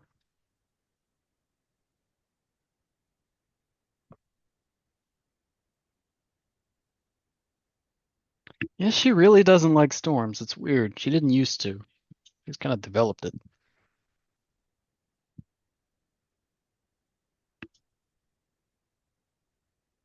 How old is she? Ooh, this year 9.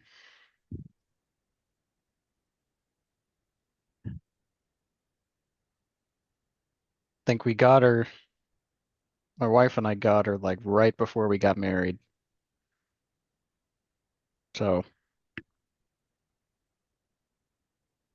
because I remember she was in the wedding as a puppy,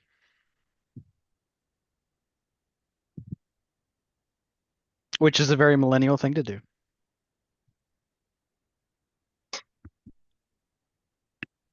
Nothing wrong with that. I think it's perfect. It was great.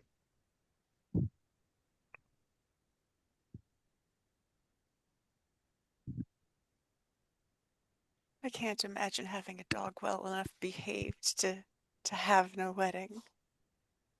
Oh yeah, she was a little rambunctious for a minute there, and then she was so young that she tired herself out and just fell asleep.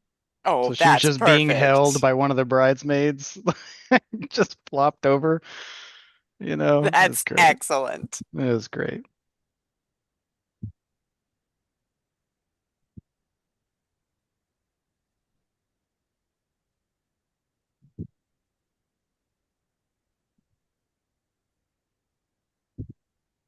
What are you making, Carmen? Oh, right now, a blanket. I Nice. was I was knitting a scarf. I finished that. Ooh, ice cream. That looks really good. Sorry. It's fine.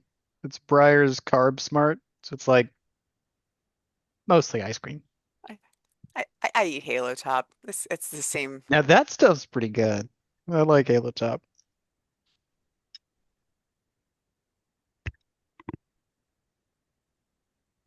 Isn't Halo Top like 4 grams of sugar or something crazy like that? Yeah, It's like really low considering you're eating ice cream. but it tastes pretty good. And like if you're see now I'm wanting ice cream. It's been implanted now. Can't run away from it. No, but so every year I'm like, I want to knit for people. And I think about that like in October. And if you want to knit for people and you're not a particularly fast knitter, which I am not, um, you need to be thinking about that shit early. So for some reason, I just happened to see my knitting needles hanging out a few weeks back, and I'm like, you know what? It's February. This is the perfect time to start knitting.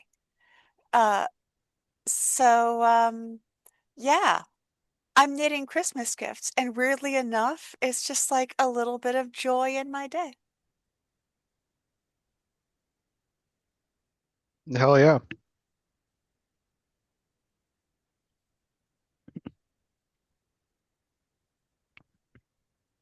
This is my only outlet for creativity. This game right here. Damn. Same though. I'm not good at art. Well, you're good at acting. It's close enough, right? No, I think you're really good. I think you're very compelling as type of tool. I Thanks. know, I love him. It's fun. Yeah. You need to reprise your role in the movie that's definitely going to come from this. Man, that'd be something. Yeah, I'm gonna need to wear some stilts or something. Critical Role, Fund They'll My just Amazon do Prime series.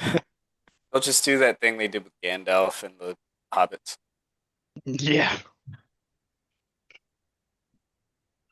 it'll be fun. Oh, that is a bunch of people who are back. So let's get to it. Let's do it. Alrighty then. Let's just go from the bottom to top. Okay, Zebriel, my What? fine feathered friend. What do you Let us want? let's do your dawn procession. Let's get her out of the way. Let's get that going. Ah, fuck. Um, fuck. Um, you find yourself on your horse, Valenier, with little Iota, who's like, this seems fun. I don't know what's going on. I don't care. And you on your white horse, you've been cleaned up by a couple of like, ooh, cantrips. And yeah, just basically just shined up and all of that. Get onto your horse and like bit of a parade seems like a kind of a silly word to use for what's happening here, but like a sizable procession forms around you. You have like a full squad of radiant lions behind you. So like 10, more like nine horse riding radiant lion warriors behind you. Um, Sort of in like doing like almost like a war dance kind of thing with like war drummers playing are the um, war priests of the Storm Lord. There are a number of different additions to this procession. There are dancers from the Arkhart's Temple, sort of singers who sort of like sing as you go, banners held aloft and high.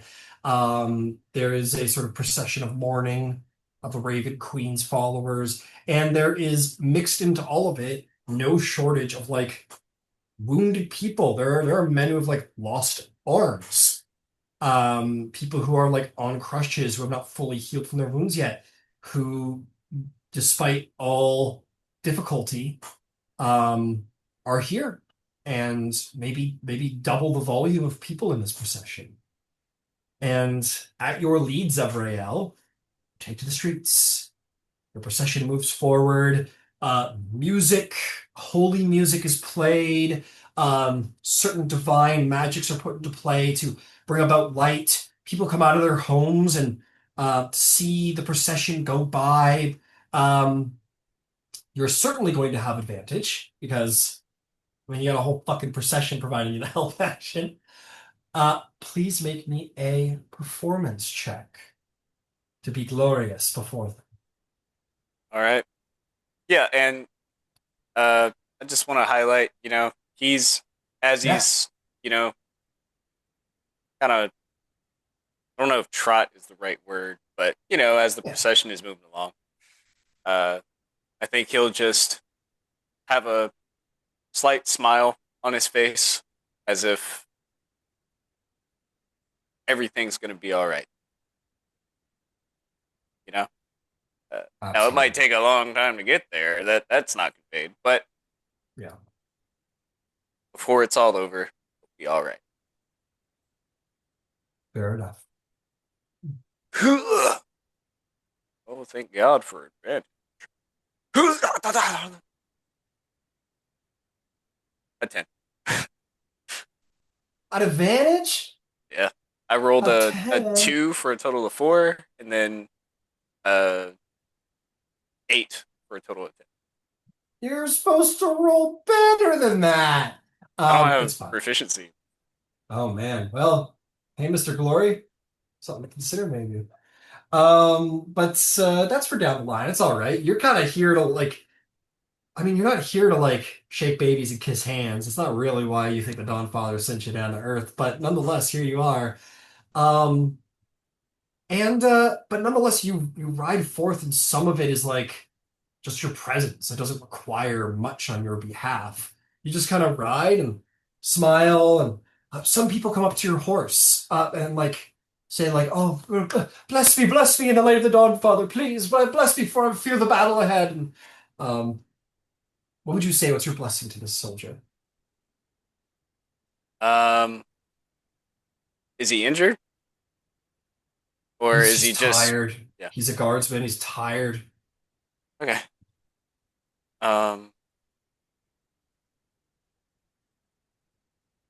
I think he'll Young. reach down. He'll reach down and reach for his hand, and as he's kind of passing by, uh, he'll say, "Quod flaman tarolat coram eastare debet." That which endures the flame is meant to stand before. He kind of trembles before this blessing in just filled with confidence and just thank you, thank you. And he steps back politely from the possession. He doesn't like it's very indulgent to kind of come up and do this, but as you do this and the desperation of the need of that is over, he steps back very, very thankfully, like bowing and tear in his eye that he and hope filling his heart. Some people from the street say, "Is it true that they fell from the sky?" And these things are called out, these questions, maybe even some of them directed at you. Is it true the Dawnfather sent you? Did you fall from a ray of light in the sky? That's what they say. I think he's kind of thinking, would it be better to just not answer and let, because the power of the mind is very powerful, in that it can build on whatever. Um, but that being a generally good thing, I think he won't say, but he will nod to the people that ask. Give him just like a little look, maybe like a little wink, like I don't know, maybe right, like let your Yeah. let the imagination float, but who Mm. knows? And that person's like, oh, and, they're very astonished by that.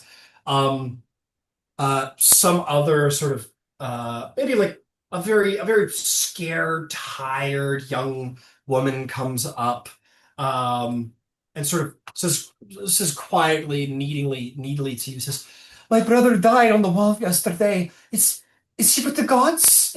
Is the Dawn Father? Is he truly with us? Is he with him now?"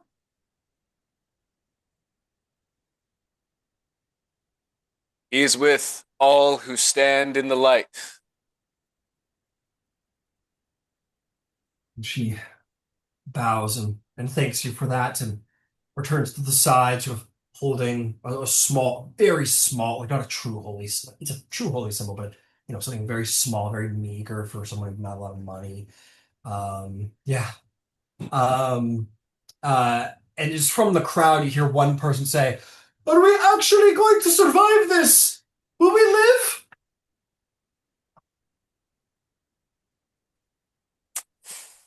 That's a tougher one, huh? Ooh, you guys are challenging me. You guys are, Oh, buddy. It's like are we going to survive? I asked Who a do you question. live? Answer me. Answer the fucking question! um. Ooh. I think. I think he'll say,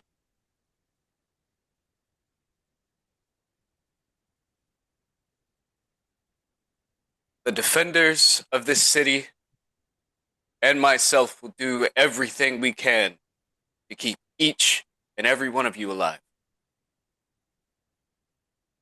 Um, and you move along.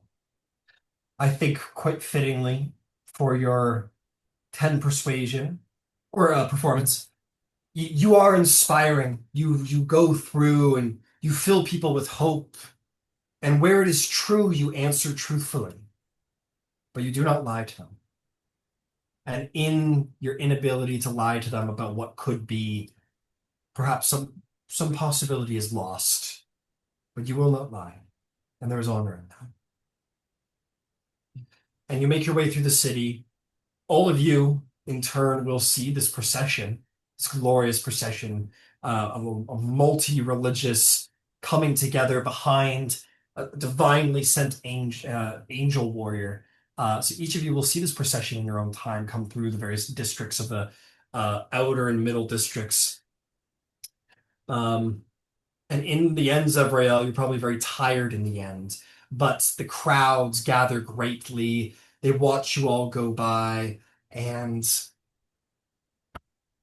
you do just what you were asked. You bring people hope. You show off the military might of Vasselheim to the people.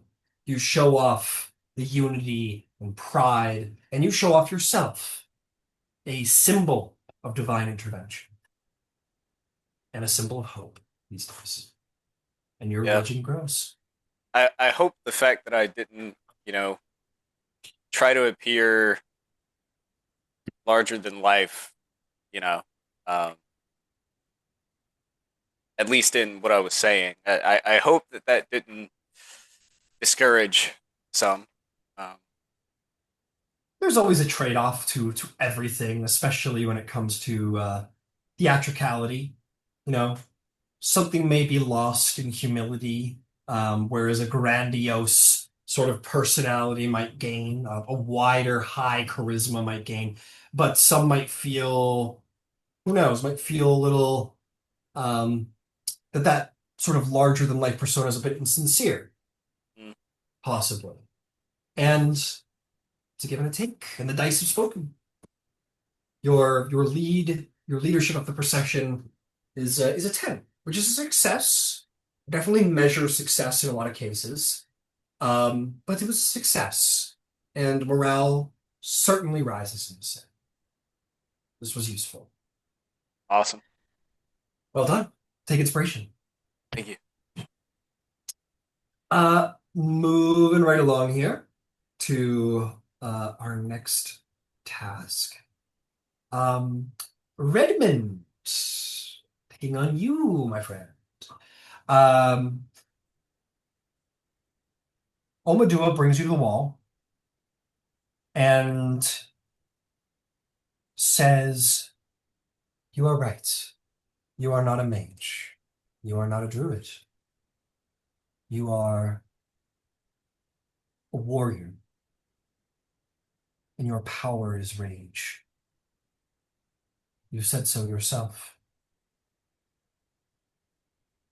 Use it. Rebuild the wall."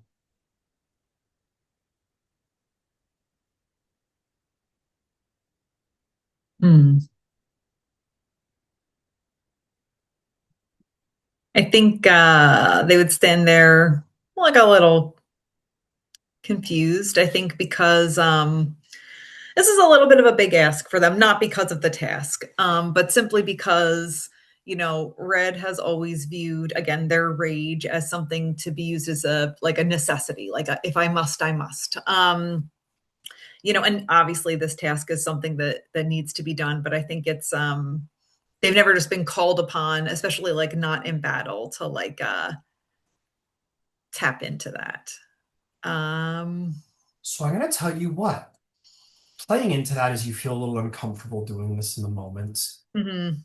Um, This is certainly going to be about charisma because this is about sort of belief in self, really.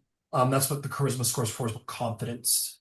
It's about force of personality, and a lot of personality comes from emotion. So why don't we have you roll? Um, I want you to roll me an athletics check with a charisma base. Oh, okay. So that would be a +5 because you've got a Okay. 2 charisma and a 3 proficiency and you're proficient in athletics. I'm going to have you roll a disadvantage Okay. because you aren't really believing in this. That's fair. All right. Well, we're Your starting heart's off not in it. strong with a 5. 5 plus A 5 is 5. 10. You kind of go up. You tell me, what does that look like? You go up. This champion of the Wild Mother has said, like, use your rage and rebuild the wall with the power within you. And you don't feel like you're like, this doesn't, it doesn't quite fit for you. What does that look like as you don't succeed? It's frustrating, right? I think, yeah, frustrating for sure. I think they're not likely they don't understand what's being asked of them, but I feel like it's one of those things where in the moment they're likely thinking very literally, right? Like, I told you what I have to bring. It is my it is my talons, it is my hands, it is my strength. I am like brick by brick. That's what I know. And so I think that's really what they would try and do. That's all that they have. So like digging their talons into the dirt and trying to like like pathetically so probably because it's like rubble, I'm assuming, right? Like it's not even like there's no like materials, there's no nothing to like hold the stones together. So I feel like they would just be doing what they logically think they should be doing, which is like grabbing the stones we like in the strongman, right, where they like grab the stones and they like put it on, Yeah. and like I think that's what they would do. Um, you're kind of walk up this wall like, okay, and then you kind of start picking up rocks. Mhm. Um, and then you feel the one really heavy rock in your arm. The weight of it suddenly like intensifies, like fourfold, just falls out of your arms into the ground and kind of like into the ground. Uh, Absolutely Omadua's doing through an elementalism. Mhm. She approaches you, says, "What are you doing?"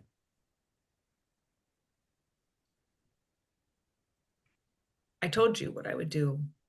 Help you rebuild the wall. "We do not have time for brick by brick. Your humility is admirable, but I'd ask you to look around. Mm. These people don't need a laborer. These people need heroes. These people need power. Mhm. They need to be protected. Your humility, though perhaps honorable in its own way, serves nothing and no one. Hmm. They need your rage. They need your power."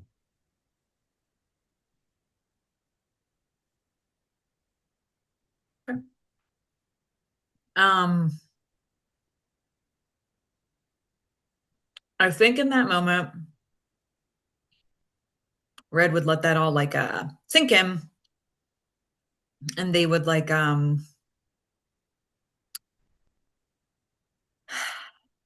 reach into their pocket and touch their little like mementos that they have. And they would rage. They would go into a rage. All right. Um, like full on, like full out. And I Okay. think I think in that moment, like they would tap into their connection with the world tree, especially now with where they're at with their primal path, and try and sink down into that rage and use like the branches of the world tree to help. Okay. You go into that rage, and as we know it, the world tree, Yggdrasil in Norse mythology, isn't explicitly a real tree. It Mhm. is the binding element of the universe. And I think that is what the subclass is meant to convey, though indeed there's bugs and shit.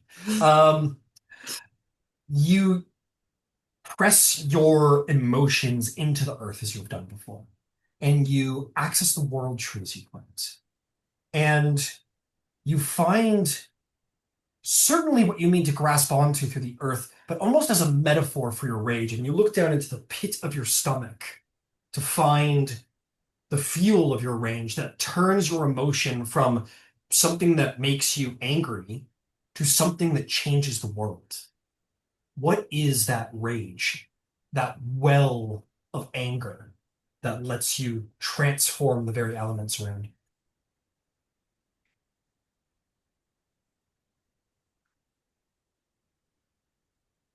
Where does that come from? Grief.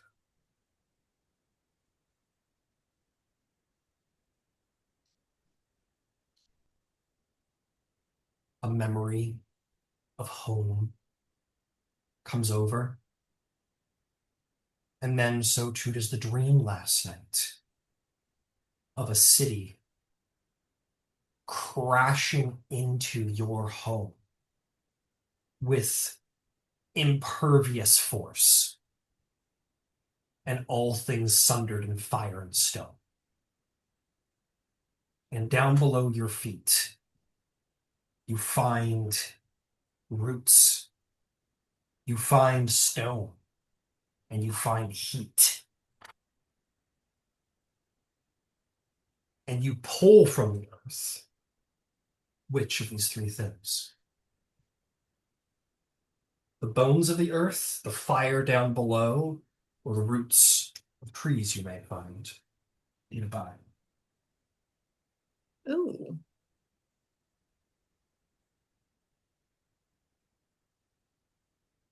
I think the roots. I think they would do that. Yeah. Perhaps in what you were told back in the temple by Asuka mingles that grief with some level of fear, knowing where perhaps all that other stuff comes from, earth and fire. And instead you find what you're comfortable in, what you were immersed in at all times in Kathmoyer, which was nature and trees. And you do not grasp the earth, you do not grasp the fire, but instead, up and around you through your rage and through perhaps a owl and screech of anger, these vines pierce and sunder the ground around you, firing up at the wall. I would like you to roll for me. Uh, Give me another charisma check with an athletics proficiency on top of Ew. it. Roll too high. This may get out of control. Mm-hmm. 16. 16. What'd you have on the Mhm. dice? 13. You said 13 Perfect. plus an athletics Yeah, modifier, right? Okay. yeah. You're totally good. You're totally good. Mhm. Yeah, 13 being a bit of a moderate, like a good, but a bit of a moderate roll, not like up on the, high Mhm. scale. It is controlled rage. And these vines fire up from the ground. These are no druid vines that are like helpful and like dance around and shit. Cutesy. They're very exacting, whereas they fire up, they come up from under some of this rubble that you were carrying stone by stone, and like throw it up against the wall and like splash it up against the wall and just kind of like net it there and hold it there like your own arms if you could. Your very force of will is channeled through these vines. And Omadua will tap her staff and see those stones, the cracks solidify together. And then you release from your rage as you've taken no damage. But what you would have taken maybe a week or more to achieve, you do so in a single instance of fury. She looks over to you and pays you a respectful nod. is. Power like that can save a city, but it also can destroy it. If you wish to practice, I can be near, and I can temper what may be too far. I Let's do it do. again. And again you go, thrusting up the roots of the earth to push stone up against wall, and through Omadua's power, uh, solidifying that stone into the wall itself, merging the two together. And sure enough, after a little while, perhaps after some rage-fueled exhaustion, emotional exhaustion, if you will, and I'll say you get a short rest, you can recoup all that, it's fine. Mhm. There comes a time where the wall is like mostly together and just requires some fine work from a number of dwarves who are on the wall. And you kind of sit there with Omadua and maybe drink some water and short rest, regain your rages. She'll say, "We learn faster than most."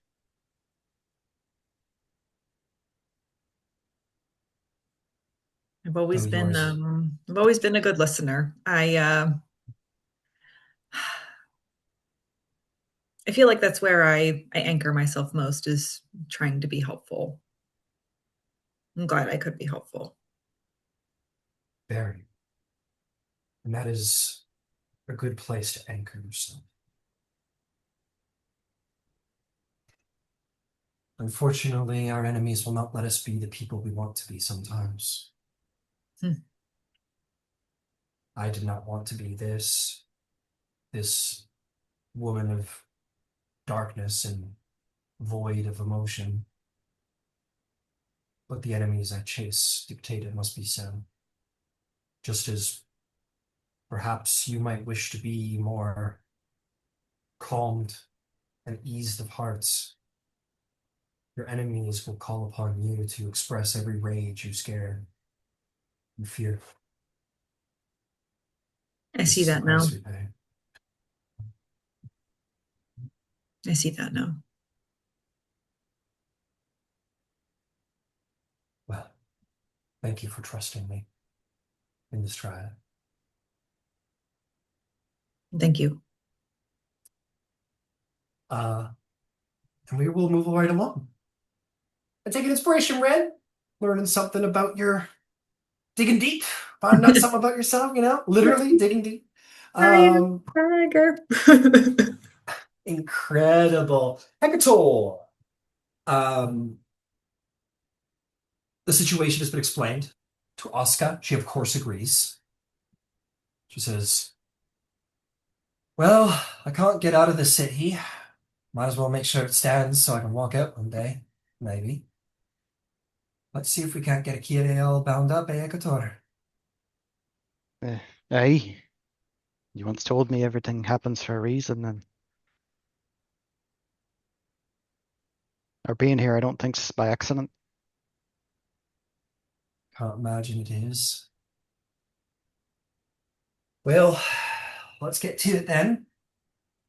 She will look to the voice of the Tempest and say, "There is a ritual for such things, to gather the spirit, beseech it, bring its power, and tether it here. I'll need both of you. If you're as good as you say, High Bearer." He goes, "I'm no High Bearer, but thank you. Yes, I will be of assistance."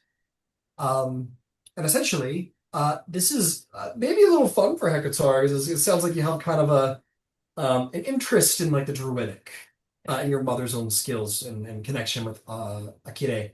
And she will explain to the both of you a ritual of wind, lightning, and appeasement of the spirit of Asuka, who now sort of just kind of flies around the top of the mountain of Vasselheim and really serves no one at this time. It's sort of literally a free spirit, hasn't picked a land. Um, uh, Oscar's going to look at you, Hecator, and says, "You're important for this land, and you got to do something that you're not very good at. I Oh need you no. to anchor all of this. I mean, I can't do it. I'm a druid, and I'm the speaker. I got to beseech the spirit. Uh, your Mr. Tempest here, he's got to contain the storm so nobody gets blown away. But you must anchor it. You are trained by your uncle. You're a monk. So what I need from you is not how fast you can run, but how you can meditate. Shite. Oh, sorry. Shades, says Iota as it flies away. What the Uh, what are you doing, fucker? I got bored of the parade. just Um, sneezes again.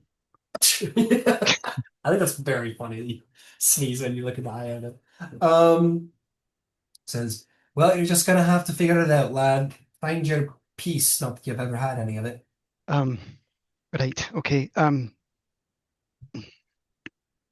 Is there Don't think too and hard he'll about it. It's supposed to be peace. yeah, he'll ask, is there any clay nearby? Have you found any? Wait. Aye. She looks at the. She just got here. So, I mean, technically. So she looks at the voice of the tempest and goes, Clay. I can, I can see to it. Yes, I can have some clay brought to you. Does it need Not to be much. put to, like raw clay, like from the mountain? Aye. Just moldable. Yeah, I can organize that. Um, doesn't take long. He speaks to some of the priests of the Wild Mother who, uh, sort of disappear into the wood and return with, like a pot of clay, essentially, and bring it over. Perfect. We'll kind of take it and start using elementalism to like shape it. Like take it and he's shaping it as he's kind of thinking about beginning to meditate because for him meditation he can't do it if he's just completely still. He has to have something. So he that's how he meditates. He does clay. That's that's awesome. And even mechanically, using a tool that you're proficient in will grant you advantage. So as a potter, um, I think it'll make sense for me to ask you to roll me a flat wisdom check, but you will have advantage because you are using your skill as a potter to find peace. Sweet. Holy shit, no way. That's two nat 20s. No, no way. Oh! Oh my Nat 20 God. doubled. We gotta have something special for a double nat 20. Oh man. Hecator, as you sit down here, you begin to meditate and you begin to become a sort of like empty yourself of emotion, that you might become a vessel, a tethering that will sort of call Oscar and the elements sort of centering upon you, using the clay. On a double nat 20. What does that feel free to like fully take it away, use your creativity. What does that look like? Okay. So, mm, In a way that should not be probably possible. yeah, the ritual. So how do you envision the ritual going? That might help me kind of Yeah. steer this a little bit. Um, the voice of the Tempest will sort of make prayers to the Storm Lord, that the winds be rough and strong as a storm may be, that it's honest to the spirit that they're calling, but not so much that it destroys his faithful. And basically, he uses power to enhance, but focus the power in and through you. So the two of you, so he's calling forth and containing the magic, and you are the center of that. It's all you're like the lightning rod of Mm, all of this elemental magic, while Asuka, using her druidic powers, will actively like speak up into the air in druidic and actually like speak to the spirit and call it down and like ask it to spread its wings and take this place of nature into its wings and arms. okay. Okay. So what Hecator does, he takes this small bit of clay, this lump of clay, and he uses elementalism. And as he's doing so, he's like creating his own water and molding this clay exactly how he wants. And he slowly crafts it into essentially a totem. like the image of a great eagle, and slowly makes it and takes out his tools and carves it. And as they kind of call him down and call in the winds, I imagine he would see the totem and like lock in on it and basically lightning strike, and that's what bakes the clay. And that was like a solid piece. Your own scar sort of almost coming alive like a heartbeat in your own chest while you are at peace and a vessel and empty and a safe conduit for all of this magic. Your scar beats with lightning power as you're connecting with the spirit that saved you as a child. Um, and through it and through your power, it sort of begins to channel through you as all this power is going into you. It goes out of you as well, and a lightning bolt shoots right into the center of you. You do not even stir a muscle in your state of meditation. You are not surprised or caught off guard by the flash. You are in complete state of meditative, like being a conduit of this power. And as Asuka speaks, the great bird does descend as she speaks her words, and you uh, tap in your meditation to that experience, to the conversation between Akira and Asuka. You can't understand the words, you can't understand everything, but you not what goes into your ear, but you understand on a spiritual fundamental level what is happening. Hmm. Asuka is saying this is a place of the gods, and the gods do tend it.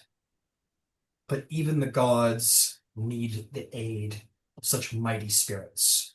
That this place is in danger, that nature is in danger, and that their old home is gone.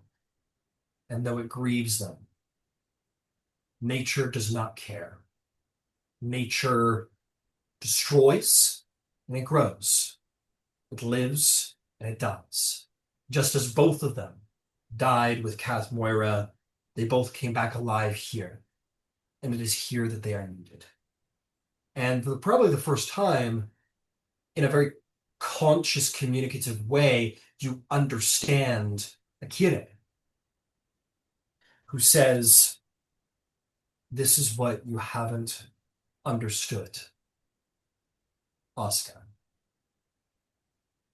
Me and my kin have never begrudged the Wild Mother. For who do you expect sent us? We do not begrudge the Stormlord. For who do you believe sent me? I am not their servant. I am not their angel. But I will defend what needs defending. And I will make war with those who sunder the oaths. I take this place unto my protection,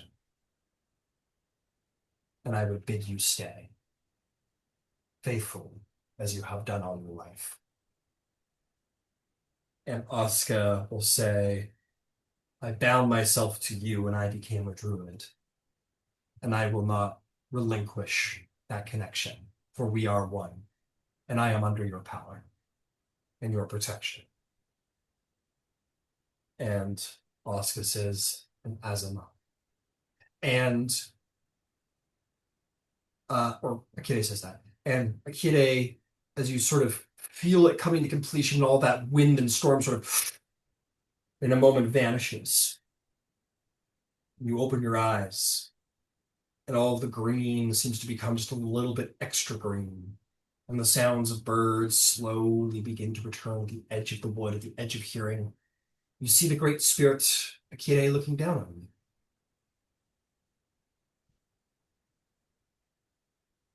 And you feel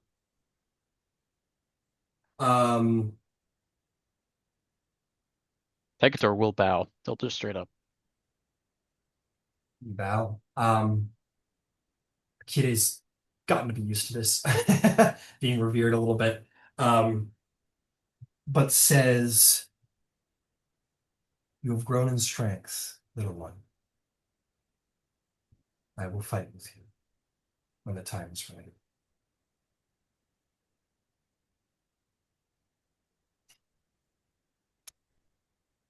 Truly. Thank you.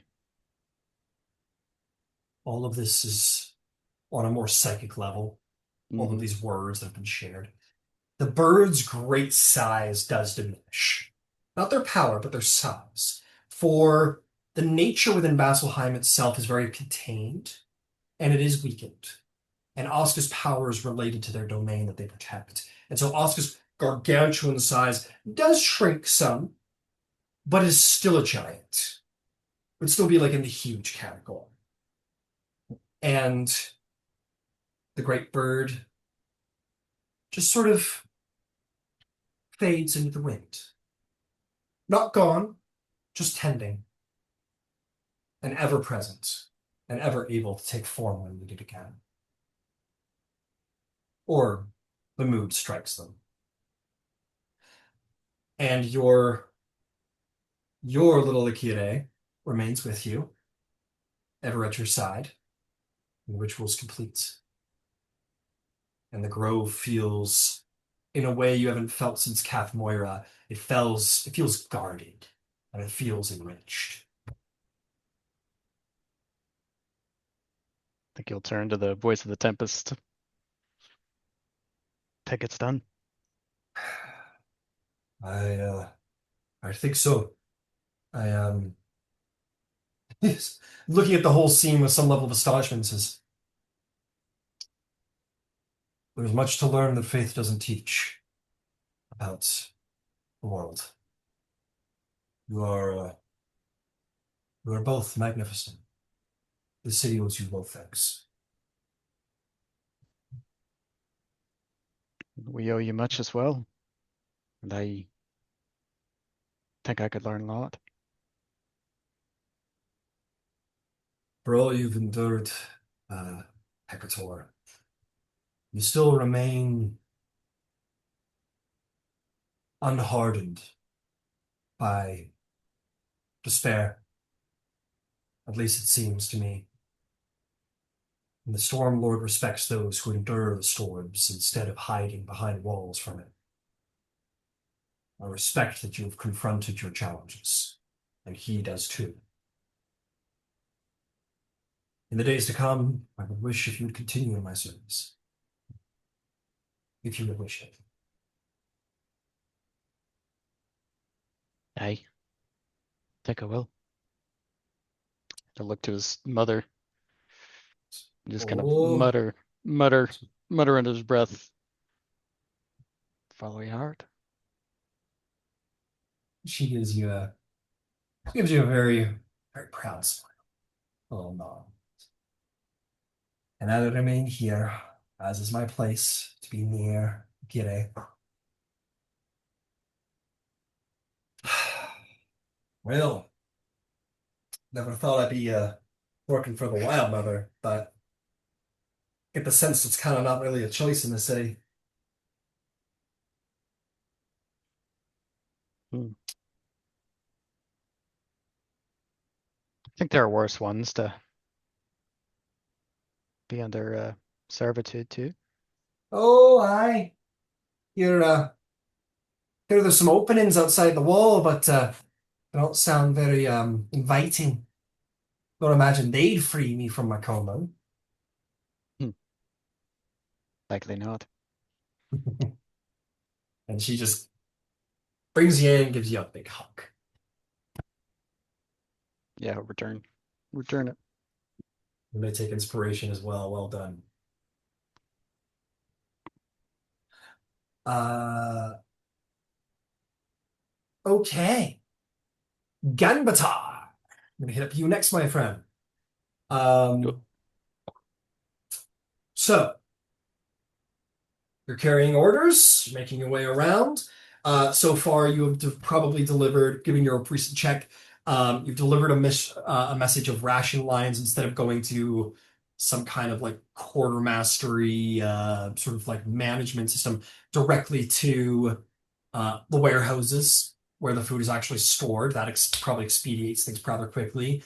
There was one for militia training where you expect it would have been handed around about, who would get to earn the place, who gets the honor, or who would have to do the training, and blah blah blah blah blah blah. And instead, um, you seek out someone right for the job, hand them the fucking letter, and send them off to Congratulations, work. you're it.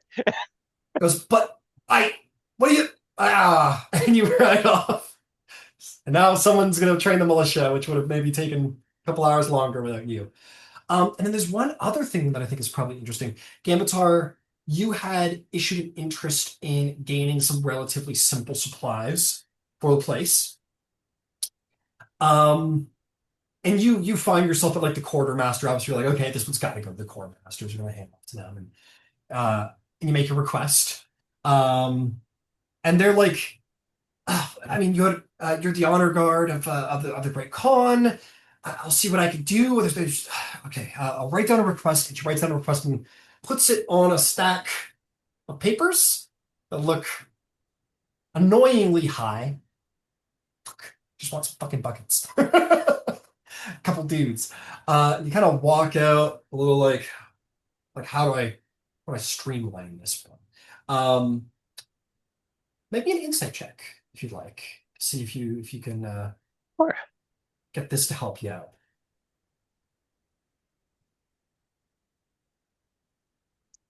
That's a better roll. That'll be a 29. Okay, big info for this one. So, in all places in civilization, perhaps very necessarily so, there are always the people, much like you today, who maybe skirt the letter of the law, if not break it entirely. And usually, especially in these siege instances for a full city, these are sometimes born of selfishness, of a greed, of a want to have things more for me and mine than other people. But sometimes they're quite necessary. And people who acquire things for people who are struggling and the bureaucracy gets in the way.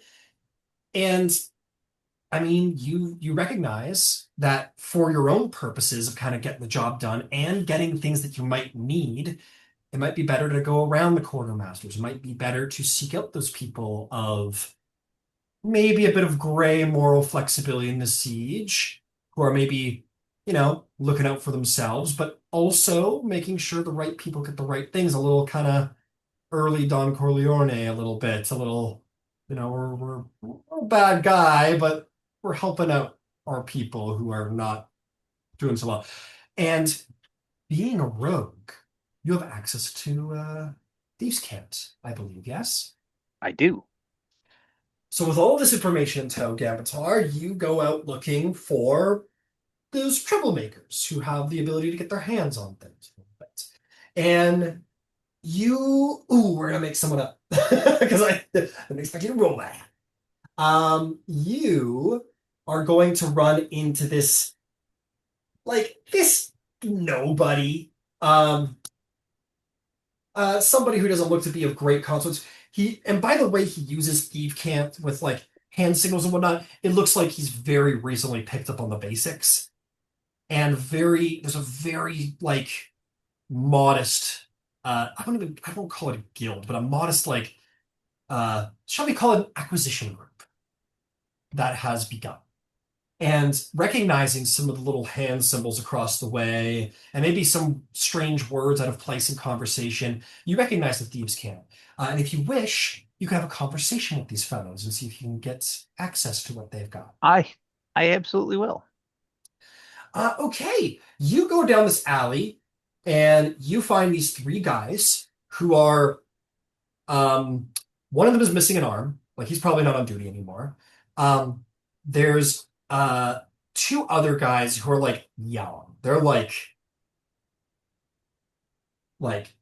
9 to 15, like maybe a bit young to have been conscripted. Um, and and then there's one last guy. No, it's the armless guy. He looks like someone who's like maybe fought, lost an arm, and now he's doing this. You see these three guys down an alley, and you know what they're up to. Nothing good. And you kind of go down the alley. None of them are armed, but they look like cat that caught the canary as you come down the alley. They go, the armless one. We'll say he's got like salt and pepper hair. He's a little on the older side, maybe. He goes, what can I do for you, stranger? What, what do you want? He's looking at your garb with anxiety, seeing that you're someone of importance. The question is not what you can do for me, but it's what I can do for you.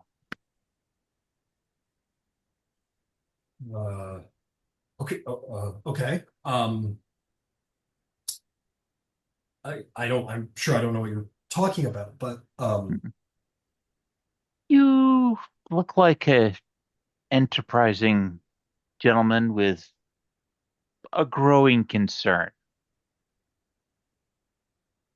I assure you, I am a faithful soldier of Vasselheim, and if you're here because you might have heard things, And you're never. an injured veteran. And in a city under siege, you have to be able to take care of yourself. And you've taken these youngsters under your wing and into your care. I applaud that foresight. Kind of looks sort of goes, you sound sarcastic, but that is actually kind of how it is. Are you? I don't know. Are you patronizing me? Not at all, but it might be handy to know where the work details are going to be. Well, okay. Um, just out of Now, I want to help you, but I can't do it without a little grease for the wheel. oh, of course, right, sure. So What? Yeah. I have place and position where I'm going to be able to see what those work orders are. And sometimes small things end up coming up missing uh, at work sites that might be useful to a bunch of refugees held up in a city under siege. Uh, honestly, if um, maybe I'll give you a persuasion check. Maybe a persuasion check to see how much you're bringing this guy along to you.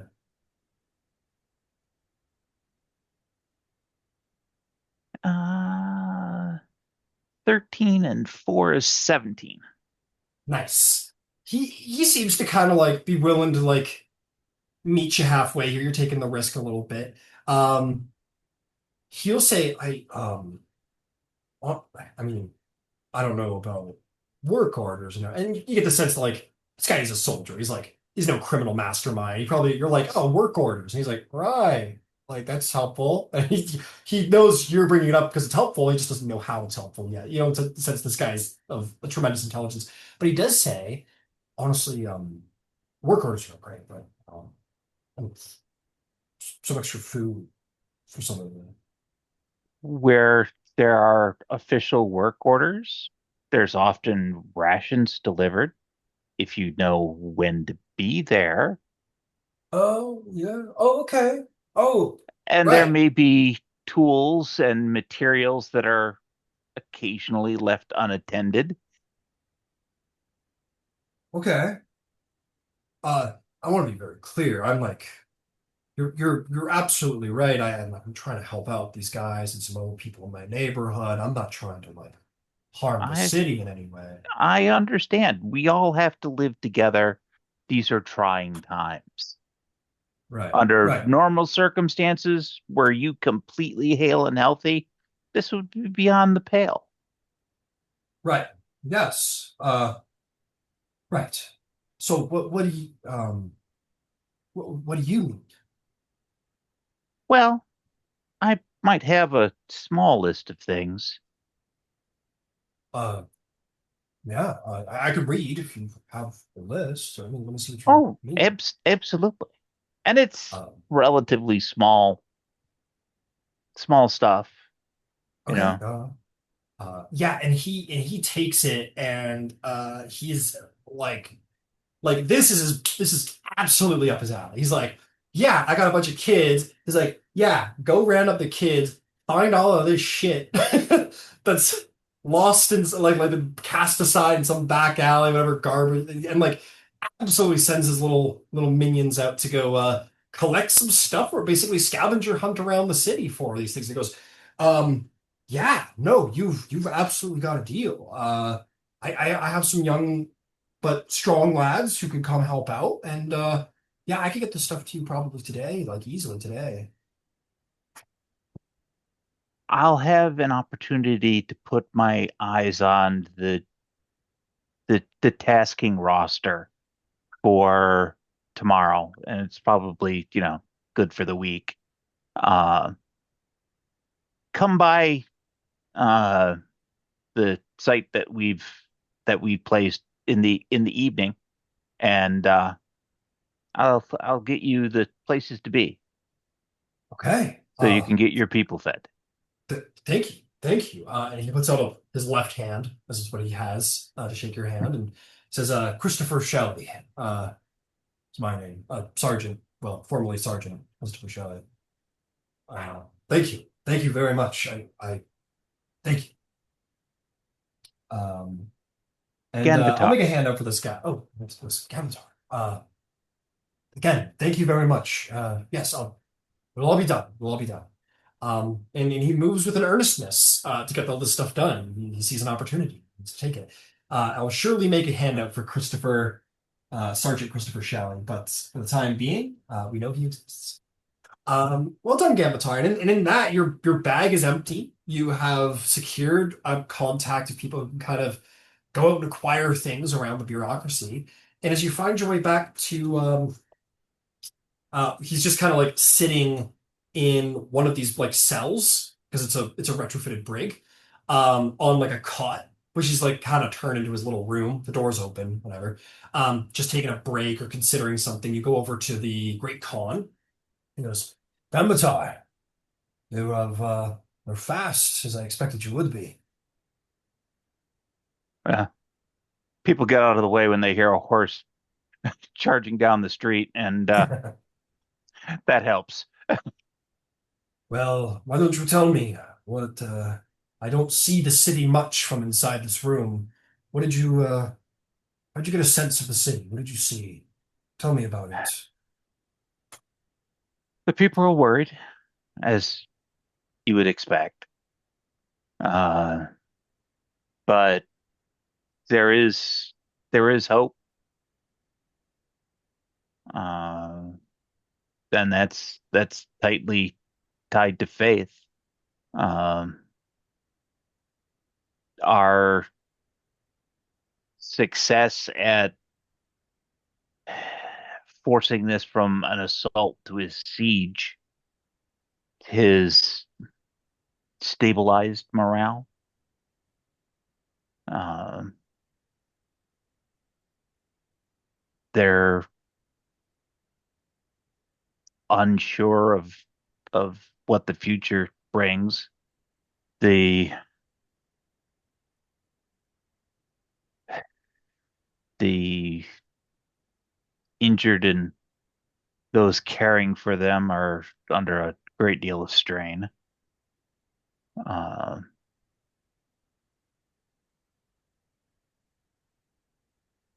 Particularly the people who are caring for them. Not only are they dealing with the injured, but the terminal.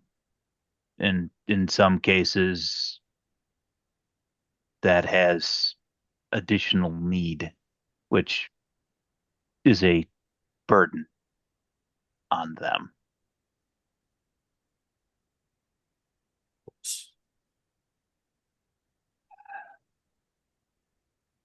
That is helpful.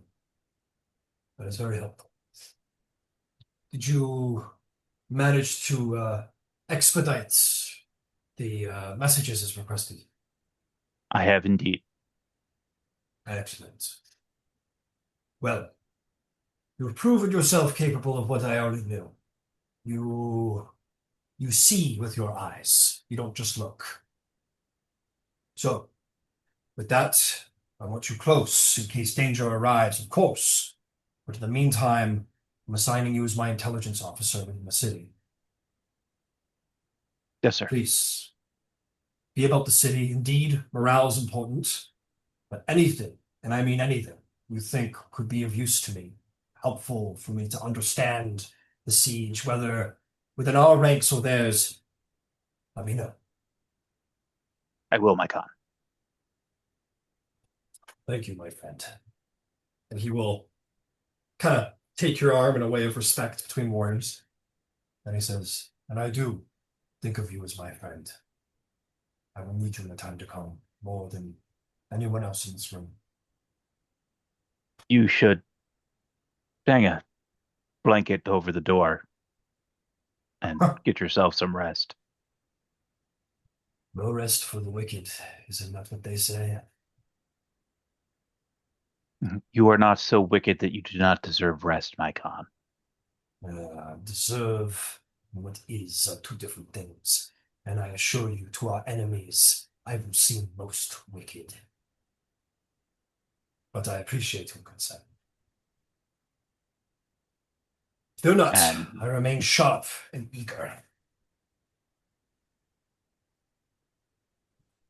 as you wish, my Um, con. And Excellent. Ganbadar will back himself on out of the space and will actually go look for where the work details are posted. Yeah, and without issue, I will assume that you acquire the helpful information you require to pass that along in payment for the aid that you receive. No issue there. It would very specifically be posted to be visible, no check. Excellent. Well done, Gambatar. You may take inspiration as well. Uh, Moving right along, Mira. You roll in to. Oh, please, yeah. Before I actually leave, um, I want to prestidigitate myself. I also am going to wear robes of Arathis. I am an acolyte. I am in the service of the the high, Correct. Yeah, not the Grand high Arbiter. arbiter, the grand arbiter. I with my holy symbol that I will take a quick moment to, because it's seen some shit, right? So I'm going to take a quick moment Yeah. and try to polish it up. Yeah, Uh, absolutely. Well, I'll tell you what. There are probably not priest robes just kind of like hanging around, but there are most certainly tabards of the First Bastion, the Order, the Grand Arbiter's Master too, which you could absolutely take if you'd like. Would that be to your preference? would that be allowed by the order? Would they take Yeah, yeah. any? You are performing service for the Grand Arbiter. I'm sure no one will bat an eye. Okay, then yes, I would do that. And I will go riding the horse the Khan gave me. Very fine horse too. Yeah, you come forward with the marks of authority, a clever move, and upon a very impressive horse. And you make your way down the way. You make your way to the waterworks quarter, um, and yeah, it is on the eastern. Yes, the most end of the outer district as water flows down from the mountain and into this district and it's distributed through the city. You make your way over here with your supplies. You find there are priests there of Arathis, of the priests and guards of the First Bastion, who are in charge for the day-to-day guardianship. Um, and you drop this off, and one of the priests there will look to you and say, "Thank you, thank you. This is much needed. We were just about to run out. Thank you. We were able to perform enchantments here of detections of poison ongoing with these incense, and It'll ensure that the water city supply remains pure, and if there should be any tricks played by the enemy, we will surely be able to catch it. This is very helpful. Thank you very much. Really greatly. Thank you. We are glad to help. Right. They take them, they unload them, and they start handing them around. You get the sense that they've been out of incense and unable to perform their rites for maybe a little longer than comfort would be concerned. But in this moment, the incenses are quickly lit, and the rites re-begin their performance. And consistent checks and purifications can be made on the city's primary water supply, or at least this district's primary water supply. Excellent. There is certainly no apprehension. Nobody gives you any shit. Everyone, you come in like a hero on King Arthur's horse with these supplies. But as you turn and you leave, no one's going to know, of course. Nobody knows where these supplies are going. You will, in a way that makes you wonder if this was intentional, that you would pass by, you do find yourself having passed into, to get there, and now out of the Armory Quarter and the Refugee Quarter. In the Armory Quarter, you see that the place is well guarded by people, but what priests are there kind of sit idly. And, while this place is physically protected, it is not magically protected. The armory to this district, which is a large building, I mean, it's protected, but not invulnerable to attack, to target. And you move on forward through, and the priests present in the refugee quarter have only their voices to keep calm. And it is here you begin to start hear the unrest to do with mages, about how word has spread, not about Alendi specifically. She didn't identify herself in her speech. Like there's no finger pointing or identities, but very quickly you hear, as all of you will have heard by the time you will come back together, about the Tree of Names, about Vespin Chloris, about the arrogance of the magocracy, and about how just people blame the destruction that they're facing on the mages, and that has a lit. And people are angry, and tension is tight, and you're going to see coming out of that district is your owl. And trailing along behind it is Thistle, who looks deeply relieved, almost teary-eyed relieved to see you and be away from the tensions of this place, and just like runs into your tabard and hugs you, and is like, I didn't know where you were. I'm so happy you found me. It's been so terrible. Dear one, I did not forget about you for a moment. Things were, I assure you, my attention was needed elsewhere. Are you able to assist me? I could very much use your assistance. Yeah, yeah. Whatever you want. I'll help. I'll help if yeah. And she scrambles onto the cart as a like, I found my door to stay by Mira for at least a little while.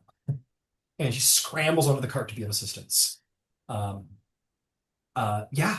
And it looks like ready to. She's like, I'm out of here. Fuck, fuck this. You get the sense that things have not been easy in the refugee quarter for anybody, especially recently with this new flare tensions. And she sits happily beside you, relieved, relieved, like finding a parent after like a natural disaster. Yeah, and I will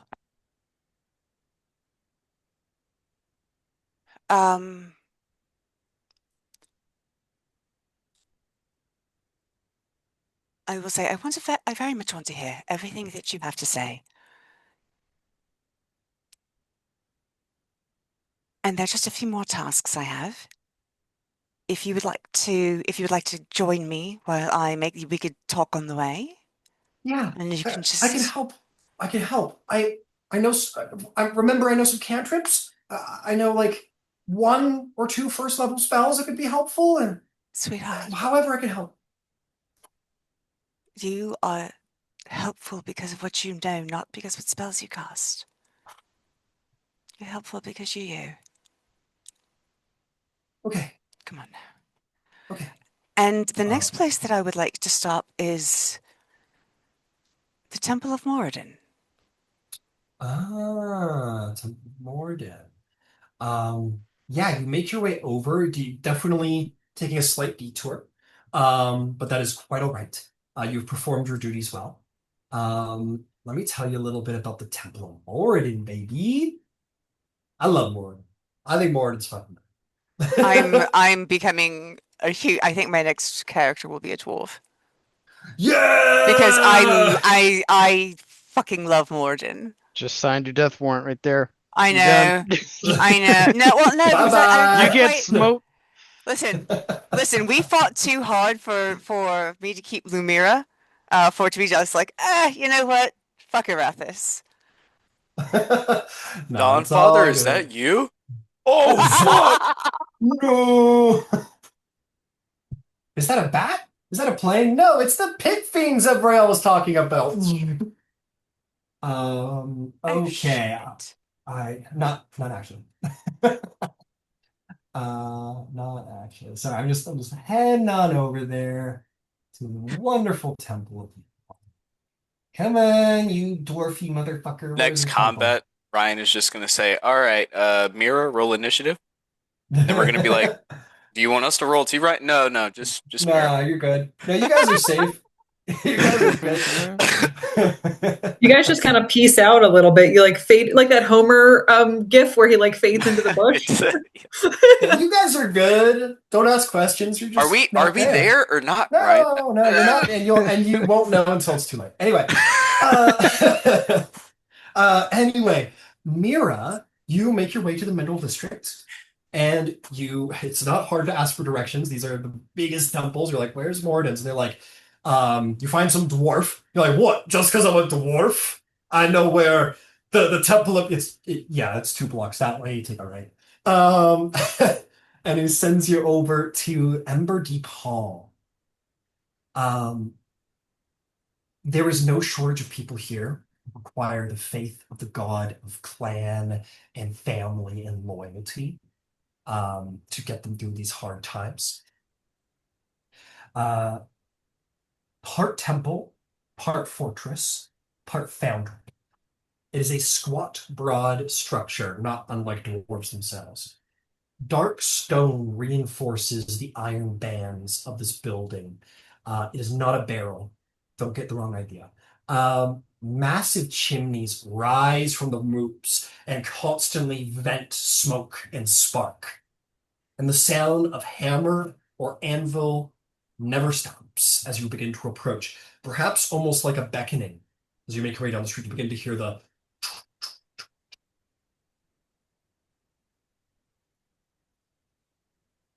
as the sound of industry begins to pick up in your ears. The statue of Moradin, which is proudly displayed in beautiful metal and stonework outside the temple, shows him not as a king, but as a smith and laborer. Sleeves rolled high, hammer raised mid strike, anvil below, preparing for creation. The interior is hot. It is loud. It is alive with people. It is not unattended. There are people, dwarves and people alike, everywhere.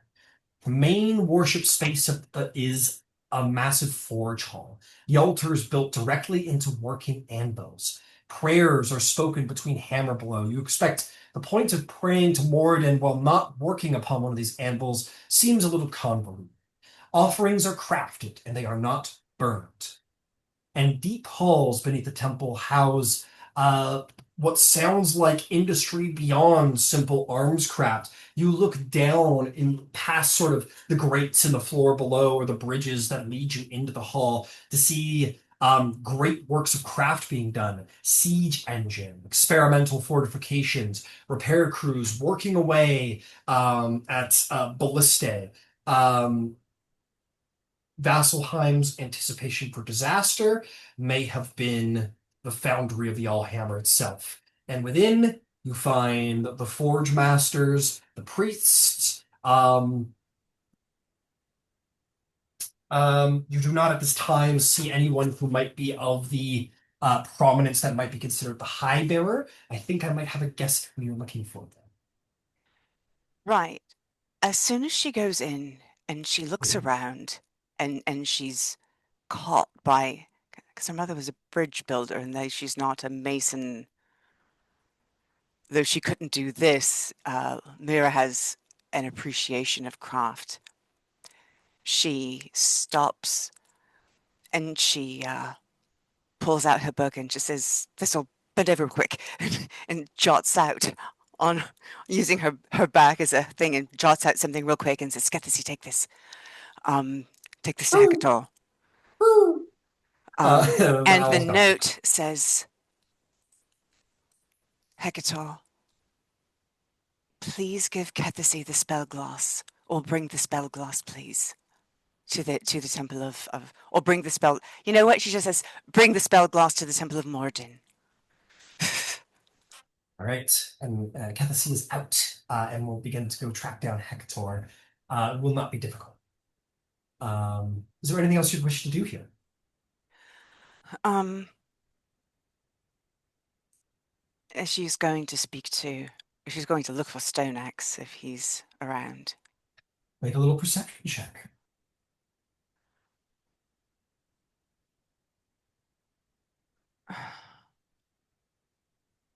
It's not too 6. hard. 6. I know. You, with your own eyes, struggle to find him, but there's something, of course, important to note. Dwarves hold very tight-knit relationships. Perhaps you could ask around where you cannot find. Um, yes, I will. He's a mason, so I will look to find someone who's doing stone crafting.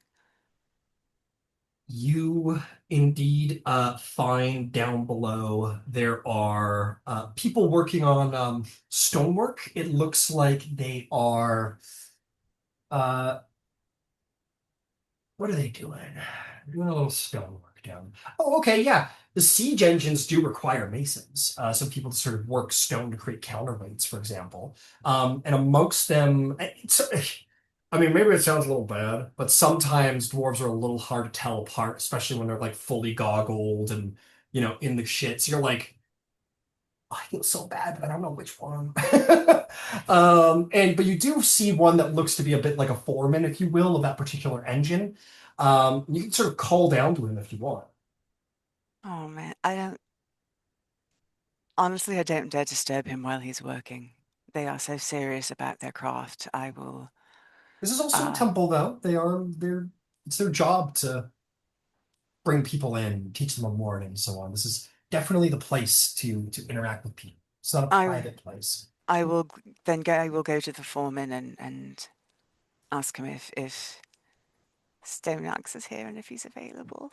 Yeah, there's no at least initially visible way of how to get down. So you kind of lean over the side and go, excuse me, and then he just kind of like looks up and takes his goggles off and goes, "Oi!" Do you know if Stoneaxe is working today? He turns his head, uh, and he is going to say, "Hey, Stoneaxe!" And you see, working away, Yerva Stoneaxe, who is not in his armor and weapons and everything, but instead is dressed as you'd expect a stoneworker, a mason might be. He's sitting on like a um uh oh shit, one of those like hanging like swing seats to sort of get some elevation as he's like hammered malleting away at this big piece of like rubble that he's shaping into a counterweight. Kind of like looks over and goes, "Oi, what is it?" He's like, "You got friends." And Stoneaxe looks up and sees you. And there's been some tension between my Avalier people and the dwarves, but in this moment, the stiffness of his angers and anxieties sort of seems to have receded now that he's back to work amongst kin. And to see you, he brightens. I goes, "Hey, Lumira, give me a minute. I'll be right up." He wheels himself down on the pulley. He hands his tools to one of the guys, pats him on the shoulder, like gives him a thump on the shoulder, and that guy jumps on the pulley and goes up to do what Yerba was doing. And comes up, pulling off thick leather gloves, and walks up to you and says, "You're still alive." Amazingly, I am. Well, Miss Thistle, good to see you too. She goes, "Hi, Mr. Stoneaxe." He goes, how's I almost don't want to know how everyone's doing, but good to see you. Found some This, work. Thistle, could you give us a second? Sure. I'll just Yeah. sure. And almost with a little look of like, uh-oh, being left alone. She literally just goes like and stands like 30 feet that way up against the wall, watching the conversation in case you go somewhere. But Yurva says, poor lass. Hope she's doing all right. Good to see that you two are still together, though. I was just able to fetch her. We didn't sleep for 2 nights. It was, I don't think anyone did for those first couple nights there. if Not you, even us here. We were busting our asses getting things working. I know. I was on the field the entire time. Well, If you have a moment, or if I could come back at a better time. no, by all means, I'm I guess you could call it worship in a way. Worshiping, so to speak. Before you say anything though, I owe you an apology. It's like I've been on the road. Me and my brothers were harsh to Avalier folk. Well, we just witnessed what we thought was the end of the fucking world, and maybe we were right, but um, you all went out of your way for us. So I owe you a debt of thanks. Just wanted to say that. Thank you. I don't I don't know how to make decisions, and I've I've not made decisions maliciously, but sometimes you can make a wrong decision just because you're stupid or uncultured, or because you made the wrong decision because your hair was flowing in that direction. But I wanted to say, when we were in those awful, what they did to the holes, Uh, I wasn't abandoning you, but the three of us were the ones who were the least armored. We were the slowest. If one of us had been grappled because they were grappling, it would have cost more. And in the worst case, if we were all taken down and nobody outside knew, they wouldn't know to leave. And if we hadn't rushed the entire time, we would have died. And I'm ashamed because that was Lumira. important. He kind of puts his giant hands sort of on your arms to steady. He goes, Lumira, I, sorry, look, I, I understand. All right, I get it. I, I could not leave. We could not leave my brother behind, I didn't want and to do. and you, and this bullshit about you not being smart or not knowing how to make decisions or whatever. You and the other lot got us out of there alive, out of the fucking entire country, off a mountain for Morden's sake.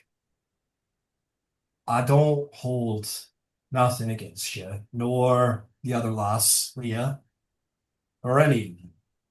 I expect I'm alive because of all of you. So more than that, I hope you'll forgive an old dwarf some stubbornness. Gladly. I you get you get stupid and cranky when you lost people, when you lost brothers. It's hard not to see through the heart. Yeah. So look, I'd say there's water under the bridge for us, but the truth is I owe you debts I probably could never repay. Forget my brothers as far as I did. And here, where I don't have clan, there's no stone axes here, but there's dwarves, there's kin, there's work, and there's the old hammer. And you know that there Calamity, but as much safety as one could expect in these circumstances. and there could be stone axes. You just you just have to find the right lass, yeah? Well, I'm looking. But seriously, if you ever need anything, you'll let me know. I owe I will. you, not the other way around. Thank you. Well, uh, where are you staying these days, huh? We have a and I will tell him roughly where it is. And there are it's not lush or lavish, but um so long as we have a roof, you have a space, you are always welcome to lodge with us. Always. Well, I appreciate that. I was just asking so I could track you all down and give my thanks for the rest. But hey, if it's not lavish, dwarves are great builders. Maybe I can help There you are. spruce the place up a little bit, eh? That would be wonderful. Right. Um, I'm good. I'm taken care of. There Okay. are some fellas here who've taken me into their home out of the kindness of their hearts. So made some friends, doing some work. I'll come visit when time permits. But right now we got projects that are I should am need to be aware. done 2 days ago. Yeah, I know. I've been in meetings about them. Yeah, I expect. Well, I'll be Yeah, seeing you. I will. good. Right? All right. Take that wee one. Maybe get yourself somewhere a little cooler. And when that exchange is over, if the spell glass is in my hand, or if Hecator has walked in, we'll do the next little bit. Well, I'll say Hecator was working as everybody else was, and if you wished Hecator, you could either wait or you could hand it off to the owl. It's your choice. But the owl definitely comes. Yeah, I think seeing Kethisi show up and kind of finding the note and everything. If he's got time, he'll read the note and go, the spell glass. And take his backpack and dump everything out because it's just at the bottom of the backpack. Just a layer of just this glass. And he kind of finds maybe a little cloth to like wrap it up and give it a little package to Kethisi at 8 and send her back. Woo! And flies away. And yeah, I'll say Mira.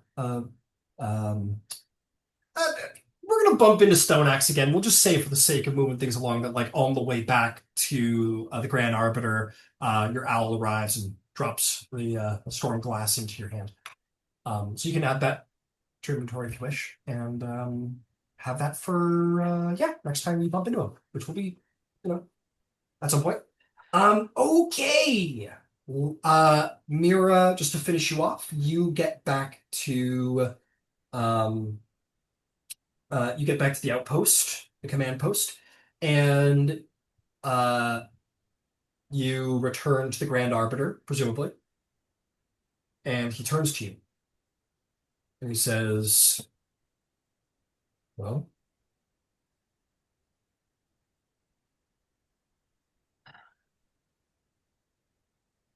Nobody wants to choose who lives and who dies. But most of what occurs at the armory could, with careful skill and great attention to detail and getting on it, be moved towards the Temple of Morden. And refugees have legs. Water does not. We die without water. It did not feel good. It was simply necessary. Good. You understand. The great myth is that war is glorious. That's for the bards. War is logistics. War is hard decisions. If you wish to serve with your skills that you have learned, quartermastery, logistics, making sure things go to the right places, you know, you know now. Is this what you want? Because this city needs it. I mean, no, I'd much rather be debating in luxury, but just what's necessary, and it's this it's a skill set I have. And I'm here Then to you have serve. my respect. And I will require your services when I call upon them, which will surely be soon. And for now, you've done good work today. Keep that.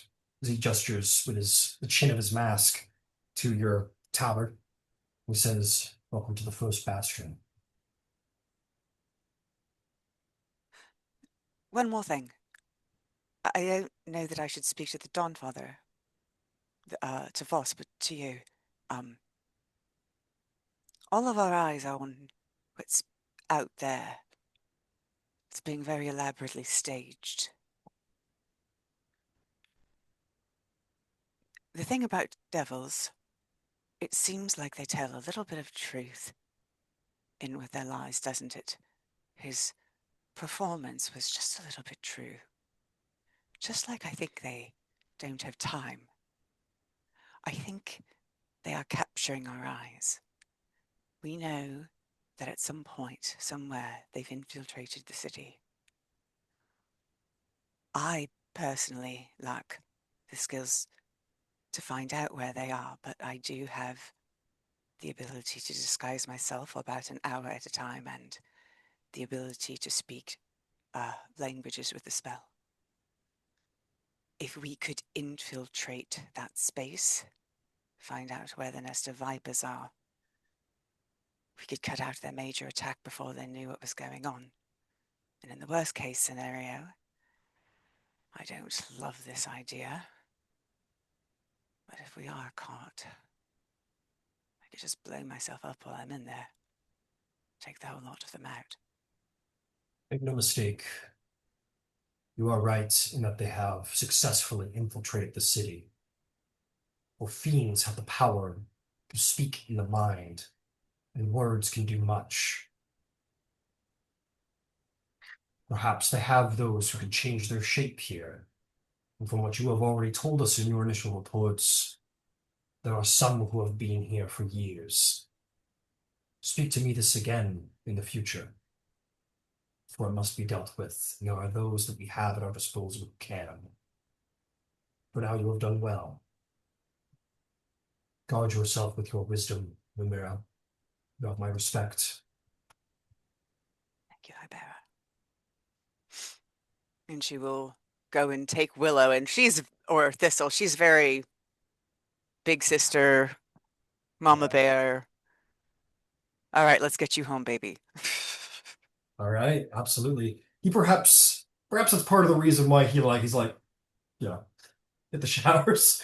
He like sees the sort of terrified of being abandoned young girl in the corner who's a mage with all of the tensions in the city going on. He's like, yeah, go handle your shit. You're good. So well done. You may take inspiration. You've earned the respect of the Grand Arbiter, a thing not easily acquired. Well done. Well done. Last but not least, Leah Satra. Are you with us? Yeah. Okay. This one's a little bit about you. Because you have been cast out, not cast out, that's a bad word. You have been set loose, maybe is the better word. You have been set upon the city with the task of giving these people hope and music and art and reasons to keep fighting. What do you do? Oh boy. There is no shortage of people who could use this. Maybe right to the side of the temple, you might see a small tent refugee quarter of people needing aid. You see someone on the side of the street who is crying from loss. There is no shortage of people who are struggling with despair. Where would you go? What would you do? I think should probably go back to the sick quarter.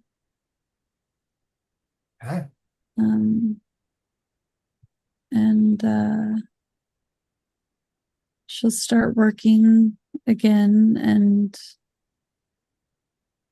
um if there's like I don't know, any like lull, she might give like a soft tune to someone and give them like a little healing word. Um, but she'll try to use her voice to spread hope amongst the sick quarter. Okay. Why don't you make me a performance check then and go to the places where triage isn't actively happening, people are recovering and despairing and uh, grieving the loss of limbs and hope.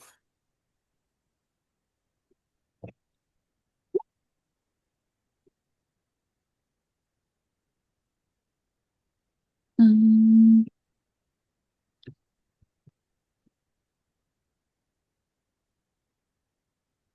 I got oh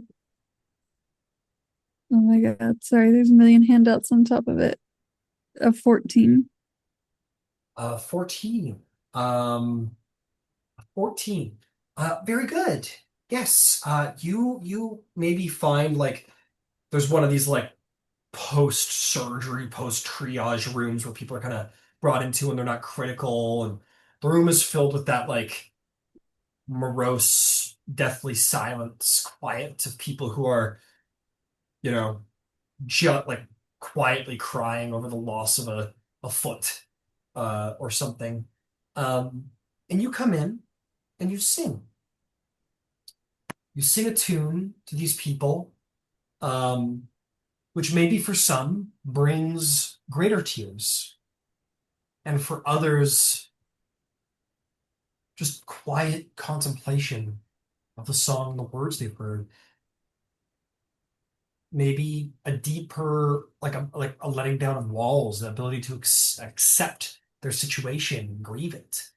And others who mostly just probably watch on and wonder, as when's the last time has someone heard music in this city? Probably feels like a lifetime ago. Maybe it's only been days, but nonetheless.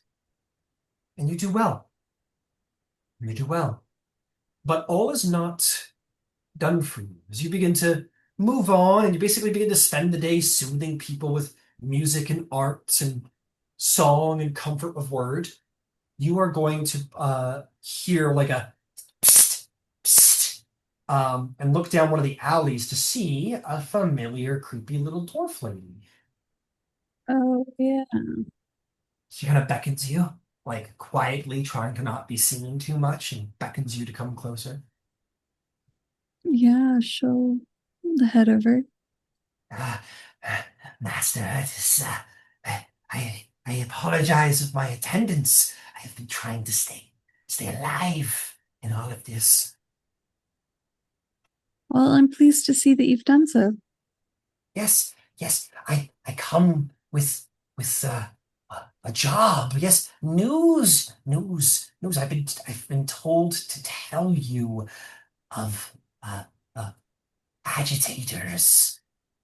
One agitator in particular, yeah, I've been told to tell you so that you may do something about it. Yes, yes, that is what you want. Yes, to stop the bad things happening in the city, stop the bad guys from winning. Yes, yes, isn't that is what we all want? Yes. Well, yeah. Okay. Yes. Um. Okay. If you go to the refugee quarter, there is a man. He is bald and he has two different colored eyes, one blue and one brown. And he means to incite a riot. And that riot would be just the chaos the Lord of Hells would wish, isn't it? Yes, yes, if you go there, perhaps you can have him arrested or talk to him and make him not so angry. Yes, I've been told to tell you these things that you may make things better. Oh, do you know why he wants to start a riot? Oh, he's angry. Yes, he's angry about the words about the mages destroying everything. Yes. Oh, Yes, he wants to cause a riot. He wants the mages to have justice and for what they've done, and it would be very bad.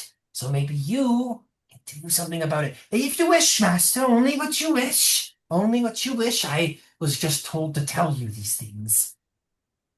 we're we're friends, you know. You don't have to call me master.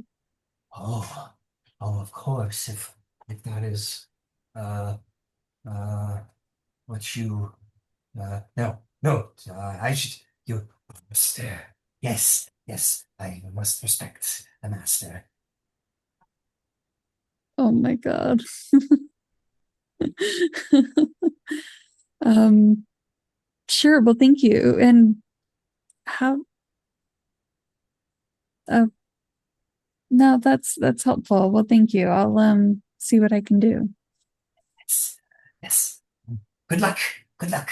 As you please, as you wish. And she kind of sort of slinks back into the shadows of the alley. Hmm. What's her name again? You don't know. No one has asked. Hmm. Or if anyone has asked, she has babbled about something else, probably. Oh, What's your name? Ezekiel. Would you wish to go deal with this agitator, or perhaps report it to a guard or a priest or something? um,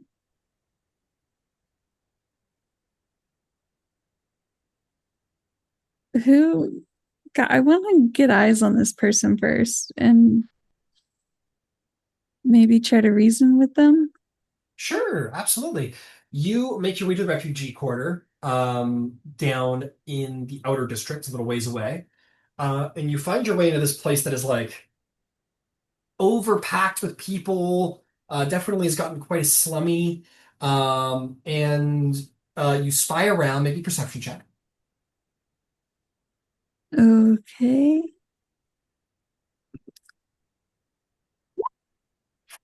That's a 23. 23. Um, you definitely find this man. There is this sort of middle-aged bald man, one brown eye, one blue eye, as you were told. He has a very sort of hard, uh, kind of quietly furious look about him. Um, and he's like surrounded by a group of people, and he talks very like with these very exaggerated hand motions, like clearly talking about something very passionately to these people who seem to be roused by his passion and his anger, agreeing with him. I'll get closer so I can hear what he's saying. You heard what that druid said. Everyone heard it. It's spreading like wildfire. It's the mages who did this to us. The this Vespin chorus, but it was the Avalier people. It's just she's right. These mages just keep fucking us people. They look down on us, and now they're gonna end the world on us. Like fuck these mages. Is that really who we want standing on the wall defending us? These people who just have destroyed everything or ruined everything. They should face justice for what they've done. These mages, these witches, these spellcasters. We have priests Vasselheim doesn't need them. We should do something about it. And if the Dawn Marshal won't do anything about it, he must hear. He can only hear our voice. Do something. We need to do something about these filthy mages. And I'm like, yeah, yeah, right, too. There's generally the sentiment that's being cast around. Um, Elias, is he talking like loudly or like, It's like a stage whisper. He's trying to be quiet, but he's pretty infuriated. um, Leah will kind of get her, like, get in on the circle um, and interrupt him and say, oh, oh man, you must, I don't know what to actually say. I don't know what, don't laugh at me. Sorry, no, I wasn't laughing at you. God damn it. Always doing this to me. I'm not laughing at you, Soraya. Zumbriel posted Somebody some. did some stupid shit. Don't He don't did worry some about it. stupid shit and it distracted me. I I apologize. don't know who did Nothing it. to do with nothing to do with you. Sorry, please continue. Um, So you walk up to this guy who's infuriated about mages fucking ruining the world. We should get them off of our walls. How can we let a person like that defend us? And you step forward and say, yeah,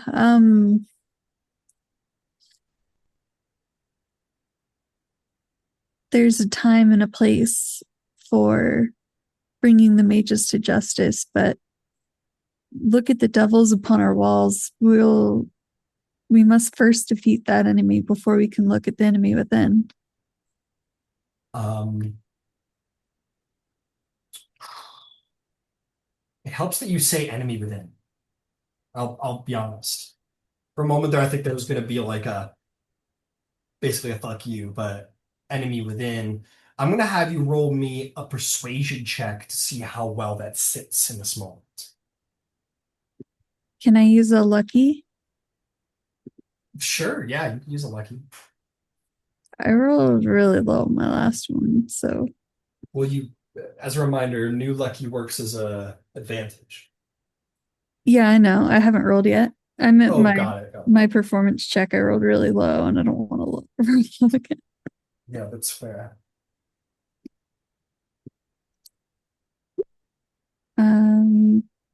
29. Woo! Oh, I forgot I had silver tongue on this. That was stupid. Use my lucky. Oh well. That's all good. Um, some of the people are like, yeah, yeah. Some people kind of like there's a pause of like consideration, and then there's like oh, okay, and someone's like, yeah, mate, we got to get these wizards out of Vasselheim, but I mean, I guess we could use like wouldn't hurt to have the magic. Got all these seed shit, got all these fucking monsters out there that need to get killed. Um, and then the main guy goes, no, but I mean, this could go on for a while.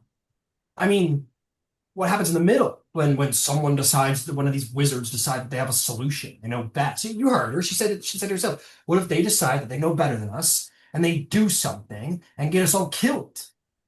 Can we really afford to wait? They all turn back and look at you, Leah. Oh man. Mages right now are only giving their lives to help protect the city along with all the other soldiers. It's let them continue to spill their own blood and fight for the city as we all should be. Oh, yeah, okay, no, yeah. There's one guy goes, yeah, who knows? In the end, maybe they'll all be fucking dead, and then it'll be our problem. Yeah, that's I don't know. I mean, like I don't. He goes, look, I don't know. Okay, one of them's like, I don't know. God, who really knows what kind of spells they cast? And we should look. I don't know. And then he kind of loses his momentum with it, where people kind of share a sentiment like we probably should do something, but the simplicity and the sound argument you put forward kind of catches them off guard, and they're like, okay, yeah, well maybe I don't know, maybe we talk to the high bearer of like Ayun or the Arkar. They're all in charge of magic, right? Like maybe they can like do something, it's like the other guy's like, well, we can't look, she's right. We can't be like losing our heads in the middle of the siege. We got enough on our hands. They're like, yeah, no, that's true. Oh, okay, all right. Um, and slowly things kind of begin to sort of disperse as they basically are like, okay, maybe we'll wait and see. Maybe we should go bark up the tree of, the Ion people, the Arkart people, see if they can moderate stuff here. So while this is not being let go, you definitely die down the idea of like immediate, like taking to the street action, which is a band-aid, but certainly helpful in this moment. And the guy with the two colored eyes kind of looks at you and kind of, with a little uncertainty, kind of shakes his head, but goes to go rethink his approach to things. Um, and you will hear Leosatra, the low, raspy voice in your head, go, good, good. They will not compromise the siege any longer. Whose side are you on? I have been very clear about my motivations until now. You are trapped in this city in a way, in fact, in a very real truth. This city has become your prison. I will help you keep those monsters and devils from taking this city too quickly. I will see it that this siege lasts as long as possible. So I shall help your enemy from destroying you all too quickly.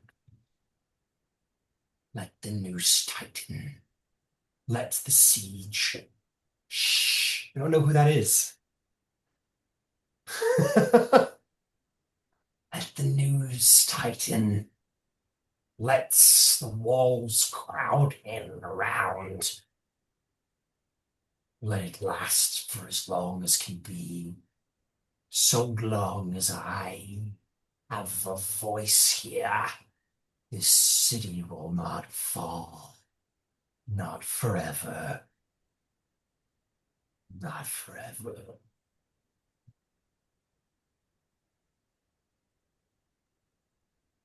Well, Vasselheim will not fall regardless. We can fight back and we'll win. I mean, we have to win.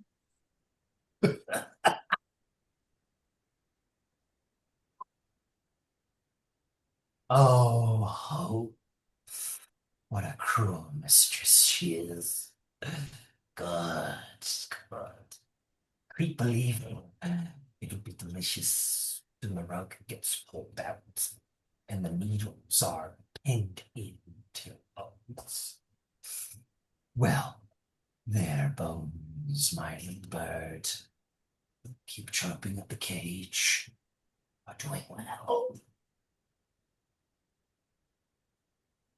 Oh, I don't like the sound of that. Here we go again. Oh. We will retract from that. Everyone should have gotten inspiration by now for all of your great service until now. And as we come to Brandon. um, as we come to bring the session to an end, just because I was desperate to get to it today. If everyone's cool with it, take a quick 5 more minutes for you will all, as the sun is beginning to go down and you've been working hard today. No exhaustion will fall.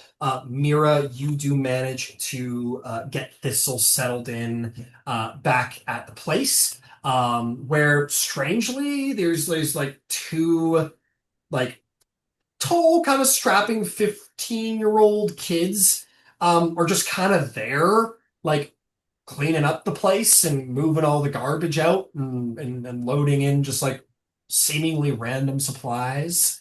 Um, and they're giving you like thumbs up, like they totally think they're supposed to be there. And you're like, okay.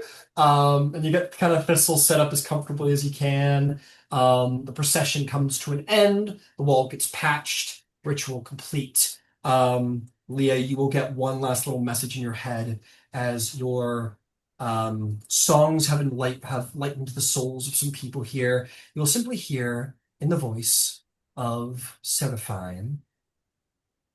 Bravo. Oh, that's nice. And of course, Gambatar, well proving your worth to the con time over and time over. But um, a very urgent summons will come to all of you. You're like making your way back home. You're like, the workhorn blew. I'm on my way home. I'm gonna chill out at this place. And you guys begin to notice a lot of activity. People, guards moving in force towards the gate. No horns been sounded. There's no active attack, but guards are moving towards. Messengers are riding and running through the city. And as you probably might expect, each of you are visited by a very quick runner, who directs you to immediately report to the Southern Gate Command Post that you were at earlier this morning.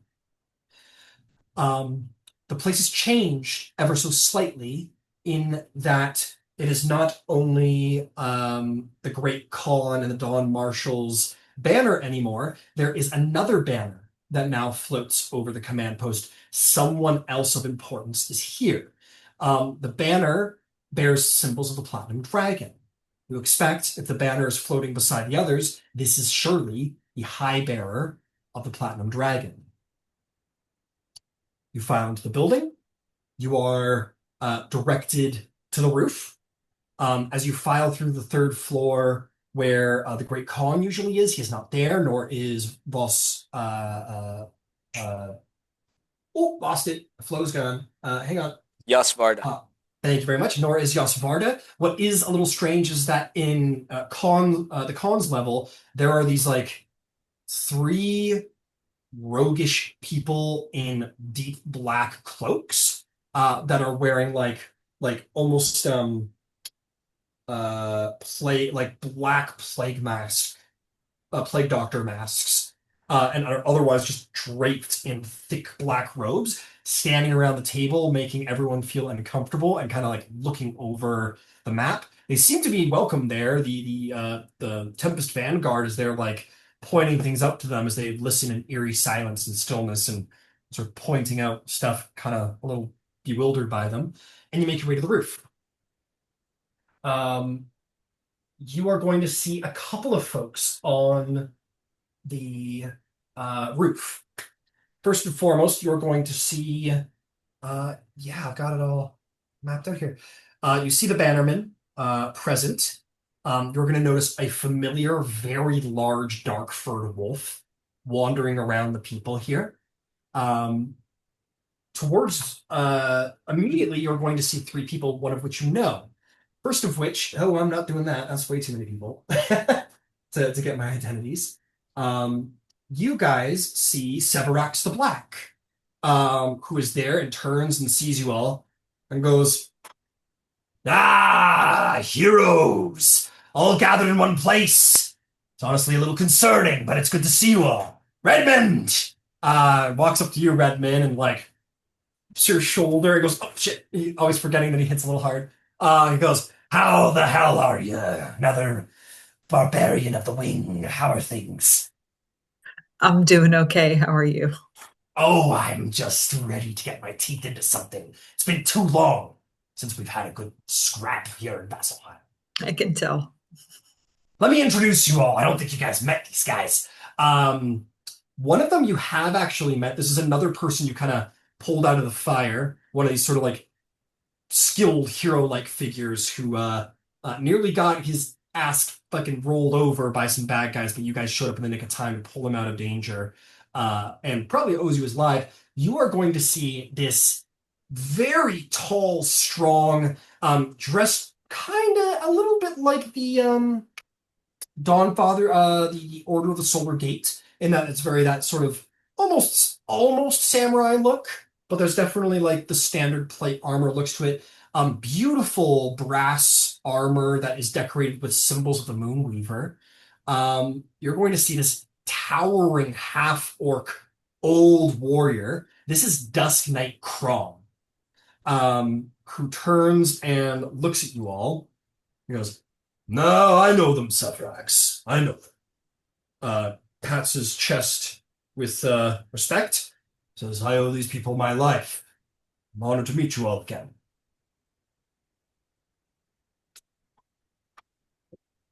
Likewise. Remind me, who pulled you out of the rubble?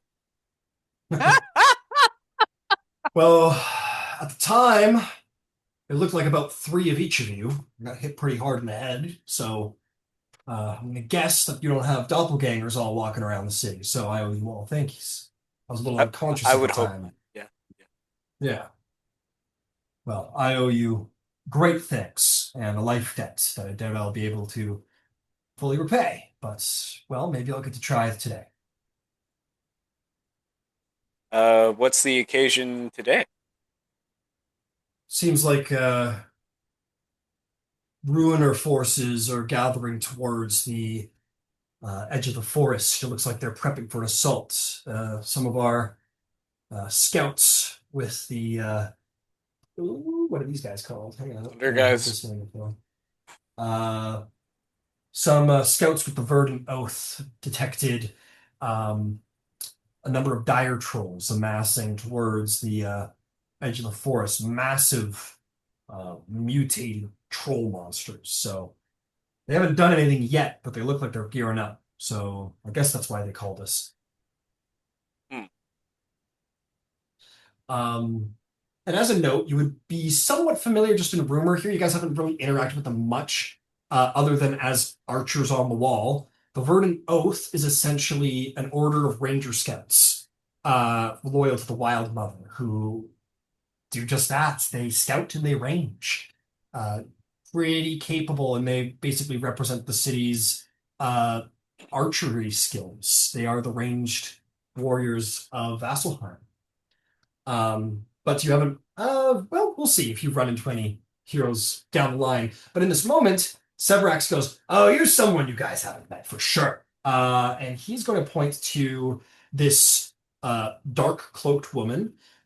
She is pale. She is pale as snow, but she wears all black. She has a black hood, a long sort of draping cloak. There's like a deep V situation in the middle, but underneath she's just been bound tight. She is sleeveless. Again, her hands are bound up in wraps, like somebody who fights pretty intensely, and has a big ass sword that is black as midnight strapped to her back. Um, Severax says, "This is Executioner Captain. I hope I got that right. Uh, Kethra." And the woman looks to him and goes, "Kethra Moore, Moonfall.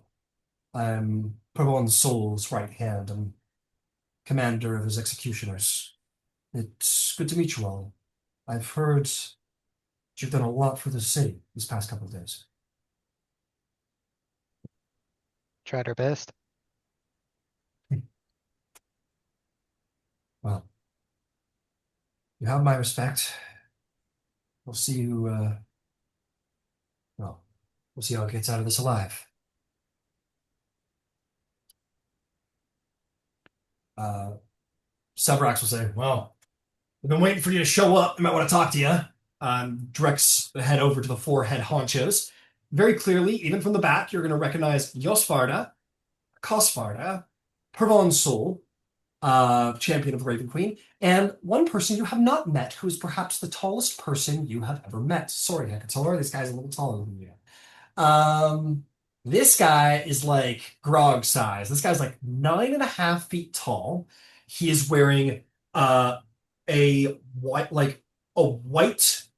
dire wolf mantle, like dire, like huge fur that almost eclipses the size of his big, bold head. He has a Goliath, gray skinned. He's got like almost like slicing like markings around the side of his eyes as Goliath marks. And he is decorated in what is probably considered a little gaudy, but nonetheless kind of impressive armor made from the scales of every type of dragon, metallic or chromatic. This guy is mighty, scarred, tall, brutal looking, and also kind of rich. All in one. That is his hand. High Scale Bearer Tarzan. He turns around wielding a comically large greatsword. Like a great sword looked like it's probably meant for like decapitating like lions with a single blow. Like truly would be difficult to wield for anyone not near his size. Um, he kind of turns around uh, and says, "Yos, is this them?" And he goes, "That's them. I heard these days you all have a different name than well, you've come up with a name, wasn't it?" Don Zeko. He kind of gives a little smirk to Koss, who doesn't even pay him, he just shakes his head and like looks away, like whatever, dude. Don Zeka. I will be sure to put these in the reports and requests going forward. Thank you for coming so timely. This is High Scale Bearer Tarzan. He is High Bearer of Vasselheim's Platinum Dragon Faith, and he's also the Grand Master of the Order of the Dragon Shields. Platinum Knight to the Platinum Dragon, and Envoy to the Metallic Dragons. High Scale Bearer says, I'm working on some more titles, but these will do for now.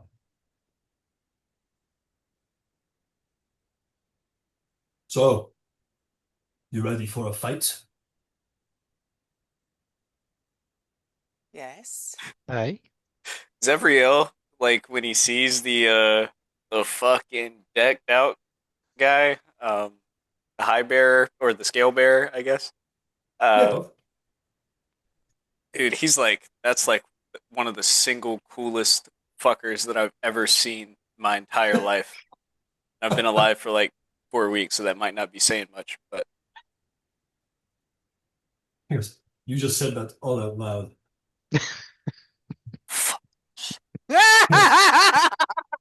He sort of walks up to you, and every boot fall is like of like scales hitting each other, and like a big strong leg hitting the ground, and he like puts a hand over your shoulder and says, "It doesn't matter if you're 4 weeks old or 40 weeks old. You'll never see anyone like this again."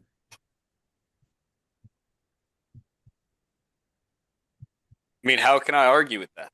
I can't. I mean, You could, but you'd lose the argument. Tell me the man who looks like this. he's like pointing to the rest, like he's looking at the rest of the group while he's pointing at the guy, like, see that? If you're meant, in order to be an envoy, one who speaks equal dragons, you need a horde equal to a dragon, wouldn't you say? Probably, yeah. Well, it's not only through wealth that you earn the respect of dragons. You have to kill quarry big enough for a dragon. It seems we're about to get some. Um, and he'll sort of turn and he says, "You brought me out here, Don Marshall. Do I get to fight or not?" And he says, "Yes, you'll get to fight, Scalebearer. They will fight with you, Don's Echo." Uh, and he looks past at this point. You hear a tribal war horn. And these dire trolls begin to start marching forward, basically creating like like a little pack of like six of them. They're huge. And then sort of striding onto the forest behind them, like literally like coming out from under the high treetops as if it were some massive cave. And it is. You're gonna see still giant in size, but you see this like half minotaur, half cyclops giant that has just like got a back of white fur, comes stalking out with like a massive like jagged war club, and all of the warriors back there start start war drumming. Yosafard, will say, the ruiner reveals one of his champions. Maybe bring he looks up to the high scale bearer and back goes, maybe pick two more to bring with you. Um, and the scale bearer turns around, he looks back, Severax is like, he goes, yeah. And scale bearer's like, yes. And he spreads his wings and immediately like flies straight up into the air in excitement. And he looks around at the Dusk Knight and the Executioner both kind of look placidly like, yeah, whatever. He goes, Executioner, Captain. You represent death. Let's bring it to the enemy. He turns around, easily steps up onto the side of the building, and just allows himself to fall forward and off. You hear from below there, where as he begins to fall, a draconic screech, and he flies off on Bronze Dragon back from this familiar he just summoned. Um, and next session, we're gonna have us a big scrap. Oh,